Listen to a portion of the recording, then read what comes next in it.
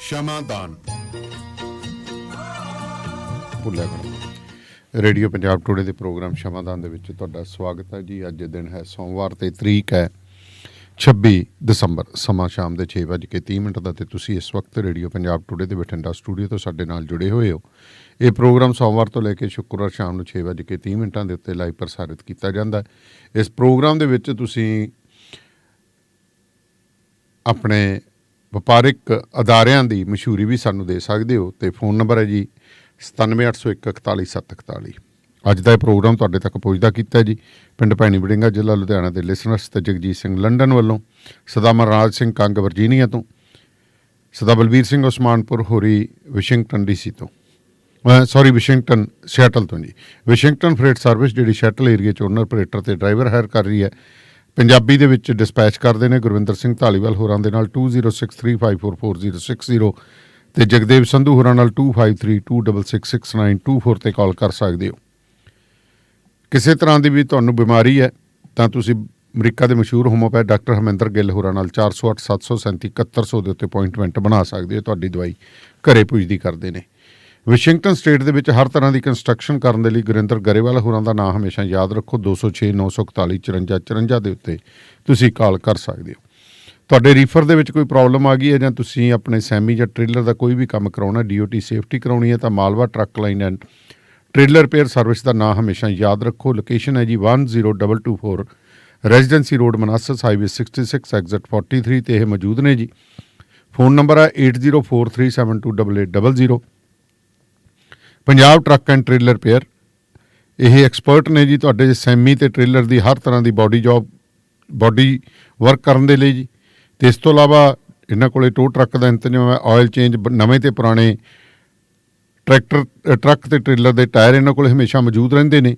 Engine rebuilt ਕਰਦੇ ਹੈ 3179797205 ਜਾਂ 6612045818 ਦੇ ਉੱਤੇ ਤੁਸੀਂ ਬੇਝਿਜਕ ਹੋ ਕੇ ਕਾਲ ਕਰੋ। ਲੋਕੇਸ਼ਨ ਇਹਨਾਂ ਦੀ ਇੰਡੀਅਨਐਪਲਿਸ ਹੈ ਜੀ 1315 ਵੈਸਟਰਨ ਆਨਾ ਐਵਨਿਊ। ਹਰ ਤਰ੍ਹਾਂ ਦੇ ਅਕਾਊਂਟਸ ਦਾ ਜਾਂ ਬਿਜ਼ਨਸ ਟੈਕਸਿਸ ਭਰਨੇ ਨੇ ਜਾਂ ਤੁਸੀਂ ਕਿਸੇ ਤਰ੍ਹਾਂ ਦੀ ਵੀ ਤੁਹਾਨੂੰ ਬਿਜ਼ਨਸ ਦੇ ਰਿਲੇਟਡ ਸਰਵਿਸਿਜ਼ ਚਾਹੀਦੀਆਂ ਤਾਂ ਐਕੂਰੇਟ ਅਕਾਊਂਟਸ ਐਂਡ ਟੈਕਸਿਸ ਵਾਲੇ ਮਹਿੰਦਰ ਸਿੰਘ ਸੋਲ, ਲੋਕਪਾਲ ਸਿੰਘ ਸੋਲ ਹੋਰਾਂ ਦੇ ਨਾਲ 2535208886 ਯਾਨੀ ਕਿ 2535208886 ਦੇ ਉੱਤੇ ਕਾਲ ਕਰ ਸਕਦੇ ਹੋ। ਕੈਂਟ ਵਾਸ਼ਿੰਗਟਨ ਦੇ ਵਿੱਚ ਲੋਕੇਸ਼ਨ ਹੈ ਇਹਨਾਂ ਦੀ 24915104 ਐਵਨਿਊ 'ਤੇ। ਮੱਖਣ ਨਾਗਰਾ ਹੋਰਾਂ ਦੇ ਸਪਾਈਸ ਵਿਲੇਜ ਇੰਡੀਅਨ ਰੈਸਟੋਰੈਂਟ ਤੋਂ ਤੁਸੀਂ ਡਾਈਨ ਇਨ ਵੀ ਕਰ ਸਕਦੇ ਹੋ, ਔਨਲਾਈਨ ਡਿਲੀਵਰੀ ਵੀ ਮੰਗਾ ਸਕਦੇ ਹੋ ਜਾਂ ਕੈਟਰਿੰਗ ਵੀ ਕਰਵਾ ਸਕਦੇ ਹੋ। ਲੋਕੇਸ਼ਨ ਇਹਨਾਂ ਦੀ 23609104 ਐਵਨਿਊ ਕੈਂਟ 'ਤੇ ਹੈ ਜੀ। ਫੋਨ ਨੰਬਰ ਹੈ 2063531699 ਅਤੇ ਦੂਜਾ ਨੰਬਰ ਹੈ 2532467296 ਦੇ ਉੱਤੇ ਕਾਲ ਕਰ ਲਓ। ਇਹਨਾਂ ਬਹੁਤ ਕਾਫੀ ਦੂਰ ਤੱਕ ਇਹ ਕੈਟਰਿੰਗ ਕਰਦੇ ਨੇ। ਬੇਝਿਜਕ ਹੋ ਕੇ ਇਹਨਾਂ ਨੂੰ ਕਾਲ ਕਰੋ। ਅਤੇ ਮੇਰੇ ਨਾਲ ਸਰਦਾਰ ਬਖਤੌਰ ਸਿੰਘ ਢਿੱਲੋਂ ਜੁੜ ਗਏ ਨੇ। ਢਿੱਲੋਂ ਸਾਹਿਬ ਸਤਿ ਸ਼੍ਰੀ ਅਕਾਲ ਜੀ। ਸਤਿ ਸ਼੍ਰੀ ਅਕਾਲ ਜੀ। ਢਿੱਲੋਂ ਸਾਹਿਬ, ਸ਼ਰਾਬ ਫੈਕਟਰੀ ਜਿਵੇਂ ਜਿਵੇਂ ਰੌਲਾ ਪੈ ਰਿਹਾ ਉਵੇਂ ਲੀਰਾਂ ਦੀ ਖੁੱਦੋ ਉੱਧੜ ਰਹੀ ਹੈ।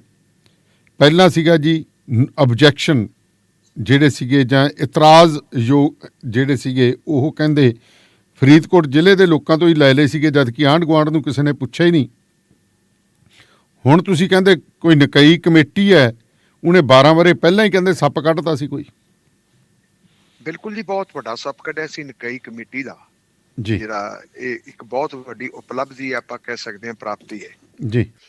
ਅਸਲ ਦੇ ਵਿੱਚ ਜੇ ਆਪਾਂ ਗੱਲ ਕਰਦੇ ਹਾਂ ਜੀਰਾ ਸ਼ਰਾਬ ਫੈਕਟਰੀ ਦੀ, ਤੇ ਤੁਹਾਨੂੰ ਪਤਾ ਹੈ ਕਿ ਪਿਛਲੇ ਦਿਨਾਂ ਦੇ ਵਿੱਚ ਜਦੋਂ 45 ਤੋਂ ਉੱਪਰ ਕਿਸਾਨਾਂ ਨੂੰ ਗ੍ਰਿਫਤਾਰ ਕਰ ਲਿਆ ਸੀ ਜਾਂ ਪਿੰਡਾਂ ਵਾਲਿਆਂ ਨੂੰ ਗ੍ਰਿਫਤਾਰ ਕਰ ਲਿਆ ਸੀ, ਉਹ ਲੋਕ ਜਿਹੜੇ ਜੀਰਾ ਫੈਕਟਰੀ ਦੇ ਖਿਲਾਫ ਸੀ, ਜਿਹੜੇ ਕਹਿੰਦੇ ਸੀ ਇਹਨੂੰ ਬੰਦ ਕੀਤਾ ਜਾਵੇ, ਧਰਨਾ ਲਾਇਆ ਹੋਇਆ ਸੀ ਜੀ। ਉਸ ਵੇਲੇ ਧਰਨੇ ਦੋ ਲੱਗੇ ਹੋਏ ਸੀ। ਅਸਲ ਦੇ ਵਿੱਚ ਬਹੁਤ ਸਾਰੇ ਲੋਕਾਂ ਨੂੰ ਇਹ ਨਹੀਂ ਪਤਾ ਕਿ ਧਰਨਾ ਇੱਕ ਹੈ ਕਿ ਦੋ ਹੈ ਜੀ। ਜਦੋਂ ਪਹਿਲਾ ਧਰਨਾ ਜਿਹੜਾ ਖਦੇੜਿਆ, ਜਿਹਨੂੰ ਆਪਾਂ ਕਹਿ ਸਕਦੇ ਹਾਂ, ਜਿਹੜਾ ਮੇਨ ਸੜਕ ਤੋਂ ਇੱਕ ਟੀ ਪੁਆਇੰਟ ਬਣਿਆ ਹੋਇਆ ਤੇ ਇੱਕ ਲਿੰਕ ਰੋਡ ਜਿਹੜੀ ਜਾਂਦੀ ਹੈ ਫੈਕਟਰੀ ਤੱਕ ਜੀ, ਉਸ ਧਰਨੇ ਨੂੰ ਖਦੇੜ ਦਿੱਤਾ ਸੀ। ਤੇ ਉਹਦੇ ਖਦੇੜਨ ਤੋਂ ਬਾਅਦ ਪੰਜਾਬੀ ਦੀਆਂ ਅਖਬਾਰਾਂ ਦੇ ਵਿੱਚ, ਪੰਜਾਬੀ ਦੇ TV ਚੈਨਲਾਂ ਦੇ ਵਿੱਚ, ਵੈਬ ਚੈਨਲਾਂ ਦੇ ਵਿੱਚ ਇਹ ਗੱਲ ਆਉਣ ਲੱਗੀ ਸੀ ਕਿ ਉੱਥੋਂ ਧਰਨਾਕਾਰੀਆਂ ਨੂੰ ਉਖੇੜ ਦਿੱਤਾ ਹੈ ਜੀ। ਪਰ ਅਸਲ ਧਰਨਾ ਜਿਹੜਾ ਹੈਗਾ ਉਹ ਧਰਨਾ ਬਿਲਕੁਲ ਫੈਕਟਰੀ ਦੇ ਗੇਟ ਦੇ ਉੱਤੇ ਲੱਗਿਆ ਹੋਇਆ ਸੀ, ਜਿੱਥੇ ਗੁਰੂ ਗ੍ਰੰਥ ਸਾਹਿਬ ਦਾ ਪ੍ਰਕਾਸ਼ ਹੈ। ਉਹਨੂੰ ਪੁਲਿਸ ਨੇ ਹੱਥ ਨਹੀਂ ਸੀ ਲਾਇਆ।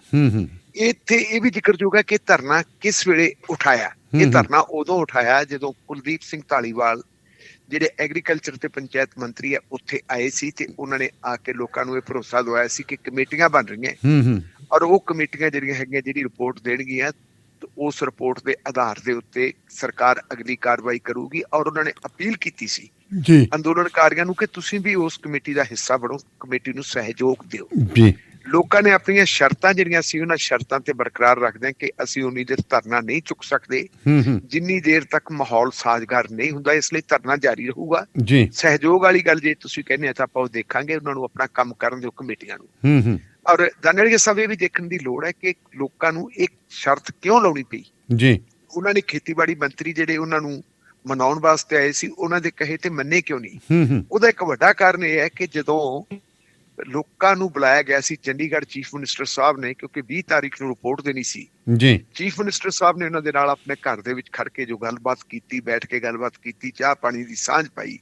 ਉਹਦੇ ਵਿੱਚ ਉਹਨਾਂ ਨੇ ਕਿਹਾ ਸੀ ਤੁਹਾਡੀਆਂ ਅਸੀਂ ਮੰਗਾਂ ਪ੍ਰਵਾਨ ਕਰਾਂਗੇ ਔਰ ਤੁਹਾਡੇ ਕੋਲੇ 2 ਦਿਨਾਂ ਬਾਅਦ ਕੁਲਦੀਪ ਸਿੰਘ ਧਾਲੀਵਾਲ ਸਾਹਿਬ ਆਉਣਗੇ। ਜੀ ਉਹਨਾਂ ਨੇ ਕਿਹਾ ਸੀ ਕੋਈ ਗੱਲ ਨਹੀਂ ਜੀ, ਧਾਲੀਵਾਲ ਸਾਹਿਬ ਆਉਣ, ਉੱਥੇ ਆ ਕੇ ਉਹ ਗੱਲ ਦੱਸ ਦੇਣ ਤੇ ਆਪਾਂ ਸਾਧ ਸੰਗਤ ਤੋਂ ਪੁੱਛ ਲਾਂਗੇ, ਜਿਵੇਂ ਲੋਕ ਕਹਿਣਗੇ ਅਸੀਂ ਉਹਦੇ ਮੁਤਾਬਕ ਫੈਸਲਾ ਕਰ ਲਾਂਗੇ। ਕਿਉਂਕਿ ਸਾਨੂੰ ਗੱਲ ਕਰਨ ਦਾ ਇਖਤਿਆਰ ਤਾਂ ਦਿੱਤਾ ਹੈ ਅੰਦੋਲਨਕਾਰੀਆਂ ਨੇ, ਸਾਨੂੰ ਇਹ ਇਖਤਿਆਰ ਨਹੀਂ ਦਿੱਤਾ ਕਿ ਅਸੀਂ ਤੁਹਾਡੇ ਨਾਲ ਕੋਈ ਸਮਝੌਤਾ ਸਹੀਬੱਧ ਕਰ ਜਾਈਏ। ਜੀ ਪਰ ਦਾਨੇਵਾਲ ਸਾਹਿਬ ਜਿਹੜੀ ਬਹੁਤ ਹੀ ਪ੍ਰਸ਼ਾਸਨ ਦੀ ਮੈਂ ਕਹੂੰਗਾ ਵੀ ਨਿਕੰਮਾਪਣ ਸੀ, ਉਹ ਇਹ ਸੀ ਕਿ ਉਹ ਲੋਕ ਚੀਫ ਮਿਨਿਸਟਰ ਨਾਲ ਗੱਲ ਕਰਕੇ ਜੇ ਬਾਹਰ ਨਿਕਲੇ ਆ ਰਸਤੇ 'ਚ ਸੀ, ਆਪਣੇ ਘਰੋਂ ਘਰੀ ਨਹੀਂ ਸੀ ਪਹੁੰਚੇ। ਤੇ ਨਤੀਜਾ ਕੀ ਹੋਇਆ ਜੀ? ਨਤੀਜਾ ਇਹ ਹੋਇਆ ਕਿ ਉੱਥੇ ਛਾਪੇ ਮਾਰਨੇ ਸ਼ੁਰੂ ਕਰਤੇ, ਪੁਲਿਸ ਦੀਆਂ ਰੇਡਾਂ ਸ਼ੁਰੂ ਹੋ ਗਈਆਂ। ਓਕੇ ਜਿਹੜੇ ਅੰਦੋਲਨਕਾਰੀਆਂ ਦੇ ਜਿਹੜੇ ਲੋਕ ਸੀਗੇ ਉਹਨਾਂ ਅੰਦੋਲਨਕਾਰੀਆਂ ਨੂੰ ਫੜਨਾ ਸ਼ੁਰੂ ਕਰ ਦਿੱਤਾ। ਉਹਨਾਂ ਦੇ ਵਿੱਚ ਜਿਹੜੀ ਬੜੀ ਦਰਦਨਾਕ ਕਹਾਣੀ ਮੈਂ ਤੁਹਾਡੇ ਨਾਲ ਹੁਣ ਸ਼ੇਅਰ ਕਰਨੀ ਚਾਹੁੰਦਾ। ਇੱਕ ਬਲਦੇਵ ਸਿੰਘ ਜੀਰਾ ਹੈ ਜੀ, ਬਲਦੇਵ ਸਿੰਘ ਜੀਰਾ ਦੇ ਜਿਹੜੇ ਹੈਗੇ ਪਰਿਵਾਰ ਦੇ ਵਿੱਚ 2 ਬੱਚੇ ਹੈ ਤੇ ਉਹ ਬੱਚੇ ਇਸ ਵੇਲੇ ਸਕੂਲ ਨਹੀਂ ਜਾ ਰਹੇ, ਉਹ ਆਪਣੇ ਘਰ ਦੇ ਵਿੱਚ ਬੈਠੇ ਹੈ। ਜੀ ਬੜੀ ਦਿਲਚਸਪੀ ਪੈਦਾ ਹੋਈ ਕਿਸੇ ਅਖਬਾਰ ਵਾਲੇ ਸੱਜਣ ਦਾ, ਮੈਂ ਬਹੁਤ ਸ਼ੁਕਰਗੁਜ਼ਾਰ ਹਾਂ ਜਿਹਨੇ ਉਹ ਗੱਲ ਕੱਢ ਕੇ ਲਿਆਂਦੀ ਕਿ ਉਹ ਬੱਚੇ ਸਕੂਲ ਕਿਉਂ ਨਹੀਂ ਜਾਂਦੇ। ਉਹਨਾਂ ਨੇ ਜਾ ਕੇ ਉਹ ਬੱਚਿਆਂ ਨਾਲ ਗੱਲ ਕੀਤੀ ਕਿ ਕਾਕਾ ਬੱਚਿਓ, ਬੀਬੀ ਤੁਹਾਡਾ ਜਿਹੜਾ ਹੈਗਾ ਸਕੂਲ ਜਾਣ ਦਾ ਸਮਾਂ ਹੈ, ਤੁਸੀਂ ਸਕੂਲ ਕਿਉਂ ਨਹੀਂ ਜਾਂਦੇ? ਕਹਿੰਦੇ ਸਕੂਲ ਕਿੱਥੇ ਜਾਈਏ, ਸਾਡੇ ਮਾਪੇ ਹੀ ਹੈ ਨਹੀਂ ਸਾਡੇ ਕੋਲੇ। ਜੀ ਮਾਪੇ ਜਿਹੜੇ ਹੈਗੇ ਆ ਉਹ ਅੰਡਰਗਰਾਉਂਡ ਆ ਜਾਂ ਪੜ ਕੇ ਜੇਲ੍ਹ 'ਚ ਦੇਤੇ, ਬੱਚਿਆਂ ਨੂੰ ਕੋਈ ਪਤਾ ਨਹੀਂ, ਘਰ ਸੁਣਨਾ ਪਿਆ। ਬੱਚੇ ਕਹਿੰਦੇ ਅਸੀਂ ਆਪਣਾ ਘਰ ਸੁਣਨਾ ਕਿਵੇਂ ਛੱਡ ਕੇ ਜਾਈਏ, ਸਾਡਾ ਕੋਈ ਸਮਾਨ ਚੱਕ ਕੇ ਲੈ ਜੂ। ਜੀ ਜੇ ਛੋਟੇ ਛੋਟੇ ਬੱਚੇ ਉਸ ਵੇਲੇ ਜਦੋਂ ਅਸੀਂ ਵੀਰ ਬਾਲ ਦਿਵਸ ਮਨਾ ਰਹੇ ਹਾਂ, ਜਦੋਂ ਉਹ ਉਹਨਾਂ ਠੰਡੀਆਂ ਰਾਤਾਂ ਦੇ ਵਿੱਚ ਛੋਟੇ ਸਾਹਿਬਜ਼ਾਦਿਆਂ ਨੂੰ ਠੰਡੇ ਬੁਰਜ ਦੇ ਵਿੱਚ ਰਹਿਣਾ ਪਿਆ ਜੀ, ਤੇ ਕਿਵੇਂ ਉਹਨਾਂ ਨੂੰ ਜਿਹੜਾ ਹੈਗਾ ਨੀਹਾਂ ਦੇ ਵਿੱਚ ਚਿਣਵਾ ਚਿਣ ਕੇ ਸ਼ਹੀਦ ਕੀਤਾ। ਸਾਰਾ ਪੰਜਾਬੀ ਭਾਈਚਾਰਾ ਦੁਨੀਆ ਦੇ ਜਿਸ ਹਿੱਸੇ ਦੇ ਵਿੱਚ ਵੀ ਬੈਠਾ ਹੈ ਉਸ ਵੇਲੇ ਸਤਨਾਮ ਵਾਹਿਗੁਰੂ ਕਰ ਰਿਹਾ ਕਿ ਕਿਸੇ ਤੇ ਮੁਸੀਬਤ ਨਾ ਪਵੇ। ਜੀ ਤੇ ਮੁੱਖ ਮੰਤਰੀ ਨਾਲ ਗੱਲ ਕਰਕੇ ਆ ਰਹੇ ਲੋਕਾਂ ਦੇ ਜੇ ਰਾਹ ਵਿੱਚ ਹੋਣ ਤੇ ਜੇ ਪੁਲਿਸ ਨੇ ਐਡਾ ਵੱਡਾ ਐਕਸ਼ਨ ਕਰਤਾ ਕਿ ਉਹ ਬੰਦੇ ਗ੍ਰਿਫਤਾਰ ਹੈ, ਹਿਰਾਸਤ ਵਿੱਚ ਹੈ ਜਾਂ ਘਰ ਛੱਡ ਕੇ ਅੰਡਰਗਰਾਉਂਡ ਹੋ ਗਏ ਤੇ ਉਹਨਾਂ ਦੇ ਬੱਚਿਆਂ ਨੂੰ ਰੋਣਾ ਪੈ ਰਿਹਾ, ਕੋਈ ਛੋਟੀ ਗੱਲ ਨਹੀਂ ਹੈ, ਬਹੁਤ ਵੱਡੀ ਗੱਲ ਹੈ।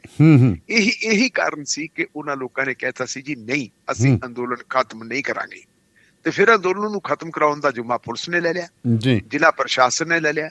ਜਿਵੇਂ ਫਿਰ ਇਹਨਾਂ ਨੇ ਪ੍ਰਸ਼ਾਸਨ ਨੇ ਲੈਂਦਾ ਕੁਝ ਲੋਕਾਂ ਨੂੰ ਗ੍ਰਿਫਤਾਰ ਕਰ ਲਿਆ ਤੇ ਗ੍ਰਿਫਤਾਰ ਕਰਨ ਤੋਂ ਬਾਅਦ ਜਬੇ ਬਾਣ ਲੱਗ ਗਿਆ ਤਬੇ ਰੋਸ ਜਾਗਿਆ, ਫਿਰ ਸਾਰੇ ਪੰਜਾਬ ਦੇ ਵਿੱਚ ਇੱਕ ਲਹਿਰ ਖੜੀ ਹੋ ਗਈ ਜੀ। ਇਉਂ ਲੱਗਦਾ ਸੀ ਕਿ ਜਿਹੜਾ ਕਿਸਾਨ ਅੰਦੋਲਨ ਜੋ ਨੈਰੇਟਿਵ ਉਹਨੇ ਦਿੱਲੀ ਦੇ ਵਿੱਚ ਸਿਰਜਿਆ ਸੀ ਉਹ ਤੋਂ ਉਖੜ ਗਿਆ, ਉਹ ਪਾਟੋ ਧਾੜ ਹੋ ਗਏ, ਉਹਨਾਂ ਦੀ ਕੋਈ ਗੱਲ ਸੁਣਨ ਨੂੰ ਤਿਆਰ ਨਹੀਂ, ਉਹ ਆਪਸ ਵਿੱਚ ਉਹਨਾਂ ਦੇ ਸਿੰਘ ਨਹੀਂ ਮਿਉਂਦੇ ਔਰ ਜੋ ਮਰਜ਼ੀ ਹੈ ਹੁਣ ਇੱਥੇ ਸਟੇਟ ਕਰੀ ਜਾਵੇ, ਕਿਸੇ ਨੇ ਪੁੱਛਣਾ ਤੱਕ ਨਹੀਂ ਜੀ। ਤੇ ਦਾਨੇਵਾਲ ਜੀ ਫਿਰ ਰਾਤੇ ਰਾਤ ਜੋ ਪੰਜਾਬ ਦੇ ਵਿੱਚੋਂ ਇੱਕਦਮ ਹਨੇਰੀ ਉੱਠੀ, ਜਿਵੇਂ ਉਦੋਂ ਲੋਕ ਕੋਈ ਟਕੈਤ ਨੇ ਮਾਰੀ ਸੀ ਕੂਕ ਤੇ ਪਿੰਡਾਂ ਵਾਲੇ ਲੋਕ ਅੱਧੀ ਰਾਤ ਨੂੰ। ਹਾਂ ਬਿਲਕੁਲ ਬਿਲਕੁਲ, ਉਹ ਟਕੈਤ ਦੇ 2 ਹੰਝੂ ਵਾਲੀ ਗੱਲ ਸੀ, ਜਿਹੜੇ ਉੱਥੋਂ ਉਹਨਾਂ ਬੱਚਿਆਂ ਦੇ 2 ਹੰਝੂ ਡਿੱਗੇ ਜਾਂ ਜਿਹੜੀ ਉੱਥੋਂ ਕੂਕ ਆਈ, ਜਿਹੜੇ ਉੱਥੇ ਬਜ਼ੁਰਗਾਂ ਦੇ ਨਾਲ ਜਿਹੜਾ ਕੁੱਟ ਕਟਾਪਾ ਹੋ ਰਿਹਾ ਸੀ, ਉਹਦਾ ਨਤੀਜਾ ਹੋਇਆ ਕਿ ਸਰਕਾਰ ਨੂੰ ਪੁੱਟ ਪੈਰੀ ਹੋਣਾ ਪੈ ਗਿਆ ਜੀ। ਆਪਾਂ ਯੂ ਟਰਨ ਕਹਿ ਦਿੰਦੇ, ਕਈ ਵਾਰੀ ਕਹਿ ਦਿੰਦੇ ਪੰਜਾਬੀ ਚ ਪੁੱਟ ਪੈਰੀ ਕਹਿੰਦੇ ਆਪਾਂ, ਪੁੱਟ ਪੈਰੀ, ਸਰਕਾਰ ਨੂੰ ਪੁੱਟ ਪੈਰੀ ਹੋਣਾ ਪਿਆ ਤੇ ਸਰਕਾਰ ਨੇ ਕਿਹਾ ਲਓ ਜੀ ਕੋਈ ਗੱਲ ਨਹੀਂ, ਆਪਾਂ ਗੱਲਬਾਤ ਕਰਦੇ ਹਾਂ। ਤੇ ਉਹਨਾਂ ਦੇ ਸੰਯੁਕਤ ਕਿਸਾਨ ਮੋਰਚੇ ਵਾਲੇ ਵੀ ਸਾਰੇ ਆ ਗਏ ਆਪਦੇ ਮਤਭੇਦਾਂ ਨੂੰ ਵਿੱਚੇ ਛੱਡ ਕੇ ਕਿ ਜੇ ਇਕੱਲੇ ਕੁੱਟ ਖਾਣ ਲੱਗੇ ਤਾਂ ਫਿਰ ਮਾਰੇ ਜਾਵਾਂਗੇ, ਸਾਰੇ ਆਓ ਭਾਈ ਆਪਾਂ ਮਿਲ ਕੇ ਸ਼ੁਰੂ ਕਰਦੇ ਹਾਂ ਕੰਮ ਜੀ। ਲਓ ਜੀ ਹੁਣ ਉਹਨਾਂ ਨੇ ਕਹਿ ਦਿੱਤਾ ਕਿ ਕੋਈ ਗੱਲ ਨਹੀਂ, ਅਸੀਂ ਕੰਡੀਸ਼ਨ ਸੀ ਕਿਸਾਨਾਂ ਦੀ ਕਿ ਜਿੰਨੀ ਦੇਰ ਤੱਕ ਗ੍ਰਿਫਤਾਰਾਂ ਨੂੰ ਰਿਹਾ ਨਹੀਂ ਕਰਦੇ ਉਨੀ ਦੇਰ ਤੱਕ ਅਸੀਂ ਕੋਈ ਗੱਲ ਹੀ ਨਹੀਂ ਕਰਨੀ ਤੁਹਾਡੇ ਨਾਲ, ਜਿਹੜੀਆਂ ਤੁਸੀਂ ਕਮੇਟੀਆਂ ਬਣਾਈਆਂ ਅਸੀਂ ਕੋਈ ਸਹਿਯੋਗ ਹੀ ਨਹੀਂ ਦੇਣਾ ਜੀ। ਹੁਣ ਕੱਲ ਰਾਤ ਦਾਨੇਵਾਲ ਸਾਹਿਬ 48 ਬੰਦੇ ਕਹਿੰਦੇ ਆ ਕਿ 48 ਬੰਦਿਆਂ ਨੂੰ ਰਿਹਾ ਕਰ ਦਿੱਤਾ ਜੀ। ਸ਼ੁਰੂ ਚ ਖਬਰਾਂ ਇਹ ਆ ਗਈਆਂ ਸੀ ਕਿ FIR ਰੱਦ ਹੋ ਗਈਆਂ, ਕੋਈ FIR ਨਹੀਂ ਰੱਦ ਹੋਈ। ਜਿਹੜੇ ਬੰਦੇ ਰਿਹਾ ਕੀਤੇ ਉਹਨਾਂ ਨੂੰ ਜ਼ਮਾਨਤਾਂ ਤੇ ਰਿਹਾ ਕਰਵਾਇਆ ਗਿਆ। ਅੱਛਾ ਜੀ। ਜ਼ਮਾਨਤਾਂ ਪੁਲਿਸ ਨੇ ਆਪ ਭਰਵਾਈਆਂ, ਆਪ ਅਦਾਲਤ ਤੱਕ ਪਹੁੰਚ ਕੀਤੀ ਕਿ ਜੀ ਸਾਨੂੰ ਇਹਨਾਂ ਦੀ ਲੋੜ ਨਹੀਂ, ਇਹਨਾਂ ਨੂੰ ਛੱਡ ਦਿੱਤਾ ਜਾਵੇ, ਤੇ ਅੱਧੀ ਰਾਤ ਨੂੰ ਬੰਦੇ ਰਿਹਾ ਹੋਏ। ਰਿਹਾ ਹੋਣ ਤੋਂ ਬਾਅਦ ਜਦੋਂ ਆ ਗਏ ਤੇ ਉਹਨਾਂ ਨੇ ਹੁਣ ਆ ਕੇ ਫਿਰ ਫੈਸਲਾ ਕਰ ਲਿਆ ਵੀ ਨਹੀਂ ਜੀ, ਉਨੀ ਦੇਰ ਤੱਕ ਨਹੀਂ ਅਸੀਂ ਕੋਈ ਸਹਿਯੋਗ ਕਰਾਂਗੇ ਜਿੰਨੀ ਦੇਰ ਤੱਕ ਕੇਸ ਜਿਹੜੇ ਹੈਗੇ ਰੱਦ ਨਹੀਂ ਕੀਤੀ ਜਾਂਦੇ। ਇੱਕ ਗੱਲ। ਦੂਜੀ ਗੱਲ, ਕਿਉਂਕਿ ਇਹ ਵੀ ਹਿਸਟਰੀ ਦੇ ਵਿੱਚ ਪਹਿਲੀ ਵਾਰ ਹੋਇਆ ਕਿ ਚੱਲਦੇ ਅੰਦੋਲਨ 'ਚ ਜੀ, ਹਾਲੇ ਅਦਾਲਤ ਦੇ ਵਿੱਚ ਕੇਸ ਚੱਲਦਾ ਹੈ, ਫੈਸਲਾ ਹੋਇਆ ਕੋਈ ਨਹੀਂ, ਤੇ ਇਹ ਹੁਕਮ ਹੋ ਗਿਆ ਕਿ ਜੀ ਇਹਨਾਂ ਦੀਆਂ ਜਾਇਦਾਦਾਂ ਅਟੈਚ ਕਰ ਦਿਓ, ਇਹਨਾਂ ਦਾ ਚੱਕ ਕੇ ਸਾਰਾ ਜਿਹੜਾ ਹੈਗਾ ਤੁਸੀਂ ਜਿਹੜਾ ਹੈਗਾ ਵੇਰਵਾ ਉਹ ਹਾਈ ਕੋਰਟ ਨੂੰ ਭੇਜ ਦਿਓ। ਔਰ ਬੜੇ ਫਖਰ ਦੇ ਨਾਲ ਸਭ ਦੀਆਂ ਜਾਇਦਾਦਾਂ ਕਹਿੰਦੇ ਅਟੈਚ ਕਰਤੀਆਂ, ਆਪਾਂ ਉਹਦੀ ਪੁਸ਼ਟੀ ਨਹੀਂ ਕਰਦੇ, ਜੋ ਅਖਬਾਰਾਂ 'ਚ ਖਬਰਾਂ ਆ ਰਹੀਆਂ ਉਹ ਕਹਿੰਦੇ ਵੀ ਜਿਹੜੀਆਂ ਜਾਇਦਾਦਾਂ ਅਟੈਚ ਕੀਤੀਆਂ, ਜਿਹੜੇ ਹਥਿਆਰਾਂ ਦੇ ਲਾਇਸੈਂਸ ਰੱਦ ਕੀਤੇ ਆ, ਸਸਪੈਂਡ ਕੀਤੇ ਆ, ਉਹਨਾਂ ਨੂੰ ਬਹਾਲ ਕਰੋ। ਜਾਇਦਾਦਾਂ ਜਿਹੜੀਆਂ ਹੈਗੀਆਂ ਉਹਨਾਂ ਨੂੰ ਕਲੀਅਰ ਕਰੋ ਜੀ, ਔਰ ਨਾਲ ਜਿਹੜੇ ਹੈਗੇ ਪਰਚੇ ਰੱਦ ਕਰੋ। ਜਿੰਨੀ ਦੇਰ ਤੱਕ ਤੁਸੀਂ ਇਹ ਨਹੀਂ ਕਰਦੇ ਉਨੀ ਦੇਰ ਤੱਕ ਸਾਡਾ ਸਟੈਂਡ ਸਟਿਲ ਅਸੀਂ ਉਵੇਂ ਦੇ ਉਵੇਂ ਹੀ ਹੈ, ਅਸੀਂ ਅੰਦੋਲਨ ਕਰਾਂਗੇ, ਲੜਦੇ ਰਵਾਂਗੇ। ਇੱਥੇ ਹੁਣ ਸਰਕਾਰ ਵਾਸਤੇ ਬਹੁਤ ਵੱਡੀ ਜਿਹੜੀ ਹੈਗੀ ਇੱਕ ਮੁਸ਼ਕਲ ਬਣੀ ਹੋਈ ਹੈ। ਪ੍ਰਸ਼ਾਸਨਿਕ ਅਧਿਕਾਰੀਆਂ ਨੂੰ ਹੱਥਾਂ ਪੈਰਾਂ ਦੀ ਪਈ ਹੋਈ ਹੈ।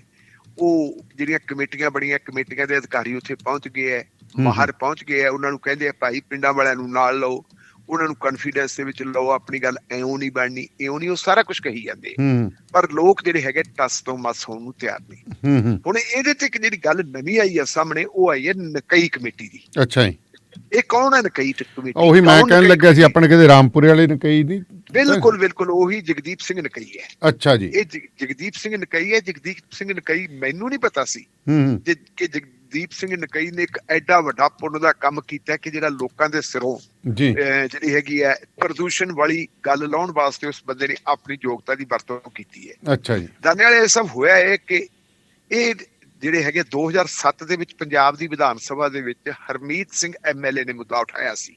ਉਹਨੇ ਕਿਹਾ ਸੀ ਕਿੱਥੋਂ ਦੇ ਸੀ ਜੀ?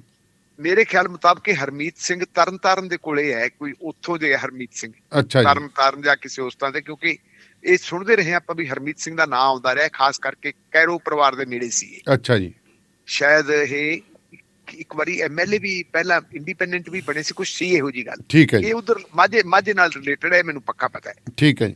ਹਰਮੀਤ ਸਿੰਘ ਨੇ ਮਾਮਲਾ ਉਠਾਇਆ ਕਿ ਜੀ ਜਿਹੜੀਆਂ ਆਪਣੀਆਂ ਗੰਨਾ ਮਿੱਲਾਂ ਹੈ, ਗੰਨਾ ਮਿੱਲਾਂ ਦੇ ਵਿੱਚੋਂ ਜਿਹੜੀ ਬਦਬੂ ਆਉਂਦੀ ਹੈ, ਜਿਹੜਾ ਉਹਨਾਂ ਦਾ ਗੰਦਾ ਪਾਣੀ, ਜਿਹੜਾ ਪ੍ਰਦੂਸ਼ਣ ਹੈ, ਉਹਨੇ ਬਹੁਤ ਬੁਰਾ ਹਾਲ ਕੀਤਾ। ਆਪਾਂ ਦੇਖੇ ਜਿੱਥੇ ਜਿੱਥੇ ਗੰਨਾ ਮਿੱਲਾਂ, ਜਦੋਂ ਗੰਨਾ ਮਿੱਲਾਂ ਦੇ ਕੋਲ ਦੀ ਚੱਲਦੇ ਆ ਆਪਾਂ, ਤੇ ਉਹਦੇ ਨਾਲ ਬਹੁਤ ਬੁਰਾ ਉੱਥੇ ਮਤਲਬ ਜਿਹੜਾ ਹੈਗਾ ਵਾਤਾਵਰਨ ਬਣਿਆ ਹੁੰਦਾ ਹੈ। ਸੇਮ ਉਹਨੇ ਕਿਹਾ ਸੀ ਕਿ ਜਿਹੜੀਆਂ ਸ਼ਰਾਬ ਫੈਕਟਰੀਆਂ ਲੱਗੀਆਂ, ਇਹ ਸ਼ਰਾਬ ਫੈਕਟਰੀਆਂ ਜਿਹੜੀਆਂ ਹੈਗੀਆਂ, ਇਹਨਾਂ ਸ਼ਰਾਬ ਫੈਕਟਰੀਆਂ ਦਾ ਪ੍ਰਦੂਸ਼ਣ ਹੈ ਜਿਹੜਾ, ਇਹਨੇ ਬਹੁਤ ਕੁਛ ਗੰਦਾ ਕੀਤਾ, ਤੇ ਜੀ ਇਹਦੇ ਤੇ ਸਾਨੂੰ ਵਿਧਾਨ ਸਭਾ 'ਚ ਬਹਿਸ ਕਰਨੀ ਚਾਹੀਦੀ ਹੈ ਜੀ। ਲਓ ਜੀ, ਵਿਧਾਨ ਸਭਾ 'ਚ ਇਹ ਮਾਮਲਾ ਉੱਠਿਆ। ਇਹ ਮਾਮਲਾ ਉੱਠਣ ਤੋਂ ਬਾਅਦ ਫਿਰ ਇੱਕ 11 ਮੈਂਬਰੀ ਕਮੇਟੀ ਦਾ ਗਠਨ ਹੁੰਦਾ ਹੈ ਜੀ, ਔਰ ਉਸ ਕਮੇਟੀ ਦਾ ਮੁਖੀ ਬਣਾਇਆ ਗਿਆ ਜਗਦੀਪ ਸਿੰਘ ਨਕਈ ਨੂੰ। ਠੀਕ ਹੈ, ਜਦੋਂ MLA ਹੋਣਗੇ, ਜਦੋਂ ਇਹ MLA ਹੁੰਦੇ ਸੀ, ਇਹ 2007 ਦੀ ਗੱਲ ਹੈ। ਜਗਦੀਪ ਸਿੰਘ ਨਕਈ ਹੋਰਾਂ ਨੇ ਸਾਰੀਆਂ ਜਿੰਨੀਆਂ ਸ਼ਰਾਬ ਫੈਕਟਰੀਆਂ ਉਹਨਾਂ ਦਾ ਦੌਰਾ ਕੀਤਾ, ਇਹਨਾਂ ਦੀ ਕਮੇਟੀ ਨੇ। ਜਿੰਨੀਆਂ ਗੰਨਾ ਫੈਕਟਰੀਆਂ ਉਹਨਾਂ ਦਾ ਦੌਰਾ ਕੀਤਾ।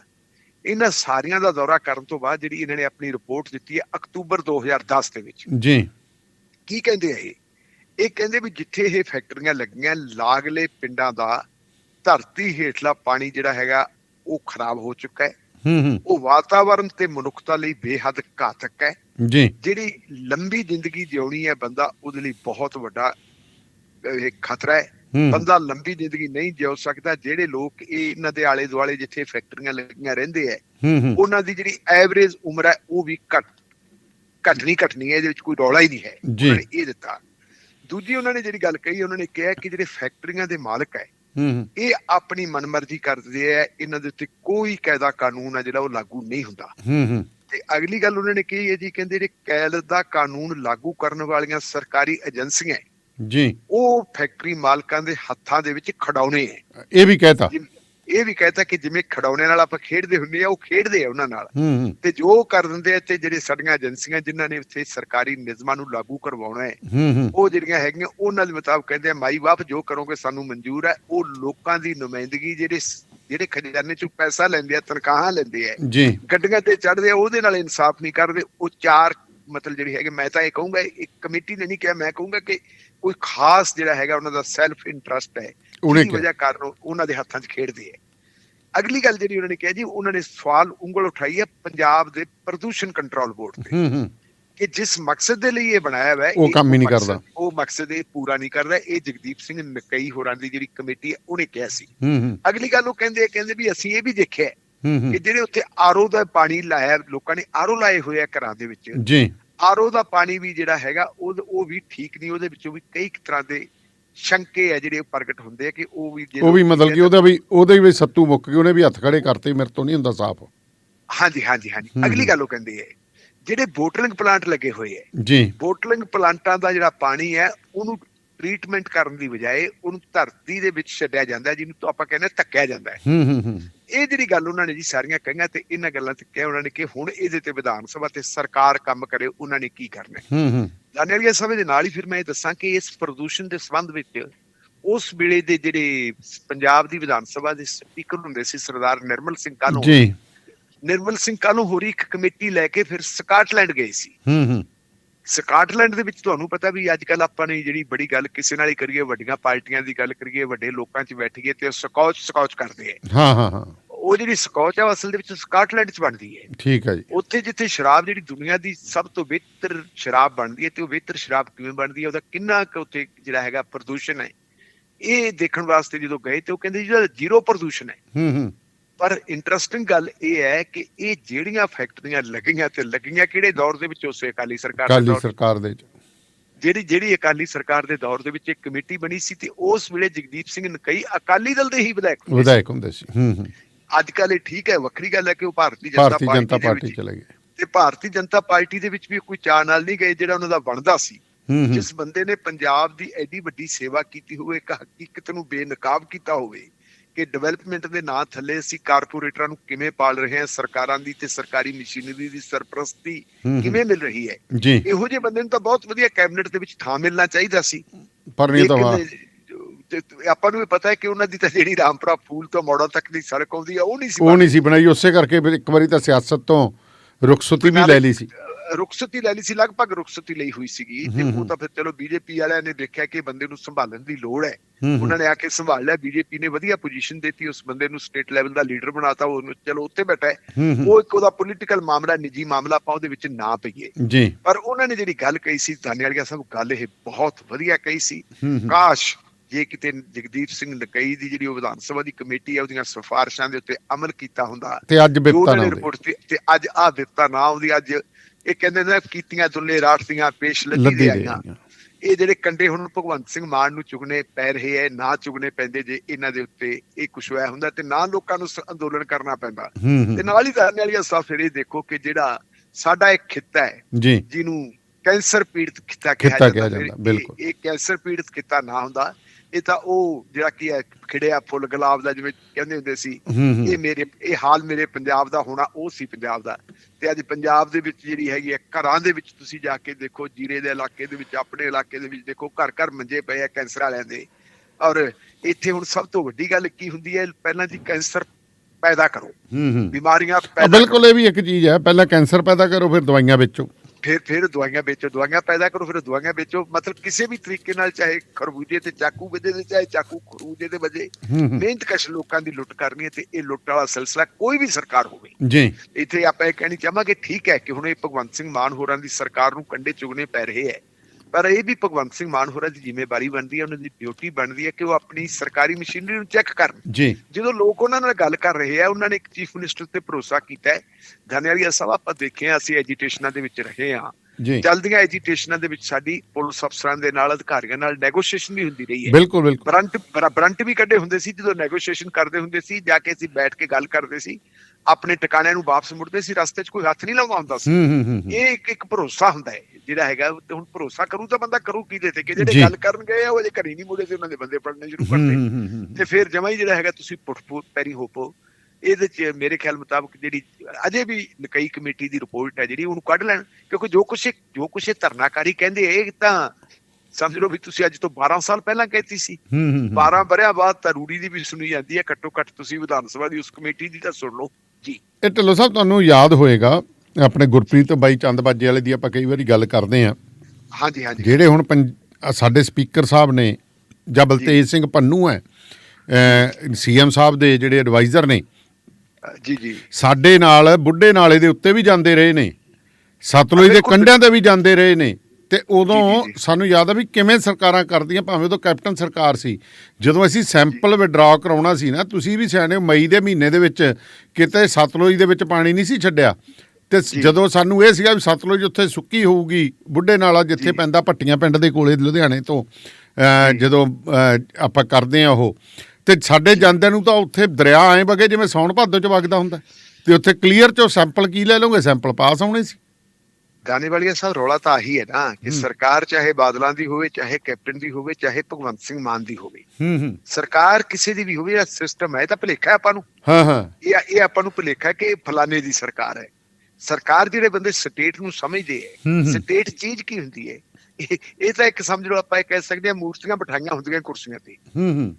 ਅਸਲ ਦੇ ਵਿੱਚ ਉਹ ਸਿਸਟਮ ਕੰਮ ਕਰਦਾ ਹੈ। ਅੱਜ ਵੀ ਜੇ ਆਪਾਂ ਕਹੀਏ, ਭਗਵੰਤ ਸਿੰਘ ਮਾਨ ਨਹੀਂ ਕਹਿੰਦਾ ਕਿ ਡਾਂਗ ਫੇਰੋ ਉਹਨਾਂ ਦੇ ਜੀ, ਇਹ ਕੋਈ ਵੀ ਮੁੱਖ ਮੰਤਰੀ ਕਦੇ ਨਹੀਂ ਕਹਿੰਦਾ ਹੁੰਦਾ ਵੀ ਤੁਸੀਂ ਡਾਂਗ ਫੇਰੋ। ਜੇ ਆਪਾਂ ਕਰ ਲਈਏ, ਜੇ ਆਪਾਂ ਉਹ ਗੱਲ ਕਰੀਏ ਉਸ ਵੇਲੇ ਦੀ ਗੱਲ, ਪ੍ਰਕਾਸ਼ ਸਿੰਘ ਬਾਦਲ ਨੇ ਕੋਈ ਆਪ ਤਾਂ ਨਹੀਂ ਬੇਅਦਬੀ ਕੀਤੀ ਜੀ, ਲੇਕਿਨ ਬੇਅਦਬੀ ਨੂੰ ਨਜ਼ਰ ਅੰਦਾਜ਼ ਜਿਹੜਾ ਕੀਤਾ ਉਹ ਸਿਸਟਮ ਨੇ ਕੀਤਾ ਸੀਗਾ।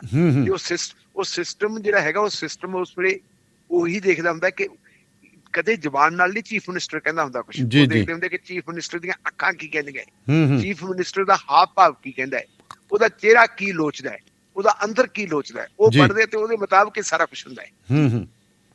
ਬਿਲਕੁਲ ਬਿਲਕੁਲ, ਇਹ ਤਾਂ ਹੁਣ ਗੱਲ ਇਹ ਹੈ ਜੀ, ਸਾਰਾ ਕੁਝ ਹੁੰਦੇ ਹੋਏ ਵੀ, ਪਰ ਜਦੋਂ ਗੱਦੀ ਤੇ ਬਹਿ ਜਾਂਦੇ ਉਦੋਂ ਸਾਨੂੰ ਅੱਖਾਂ ਜਿਹੜੀਆਂ ਉਹ ਦਿਸ ਨੂੰ ਹਟ ਜਾਂਦਾ ਸਾਰਾ ਕੁਝ।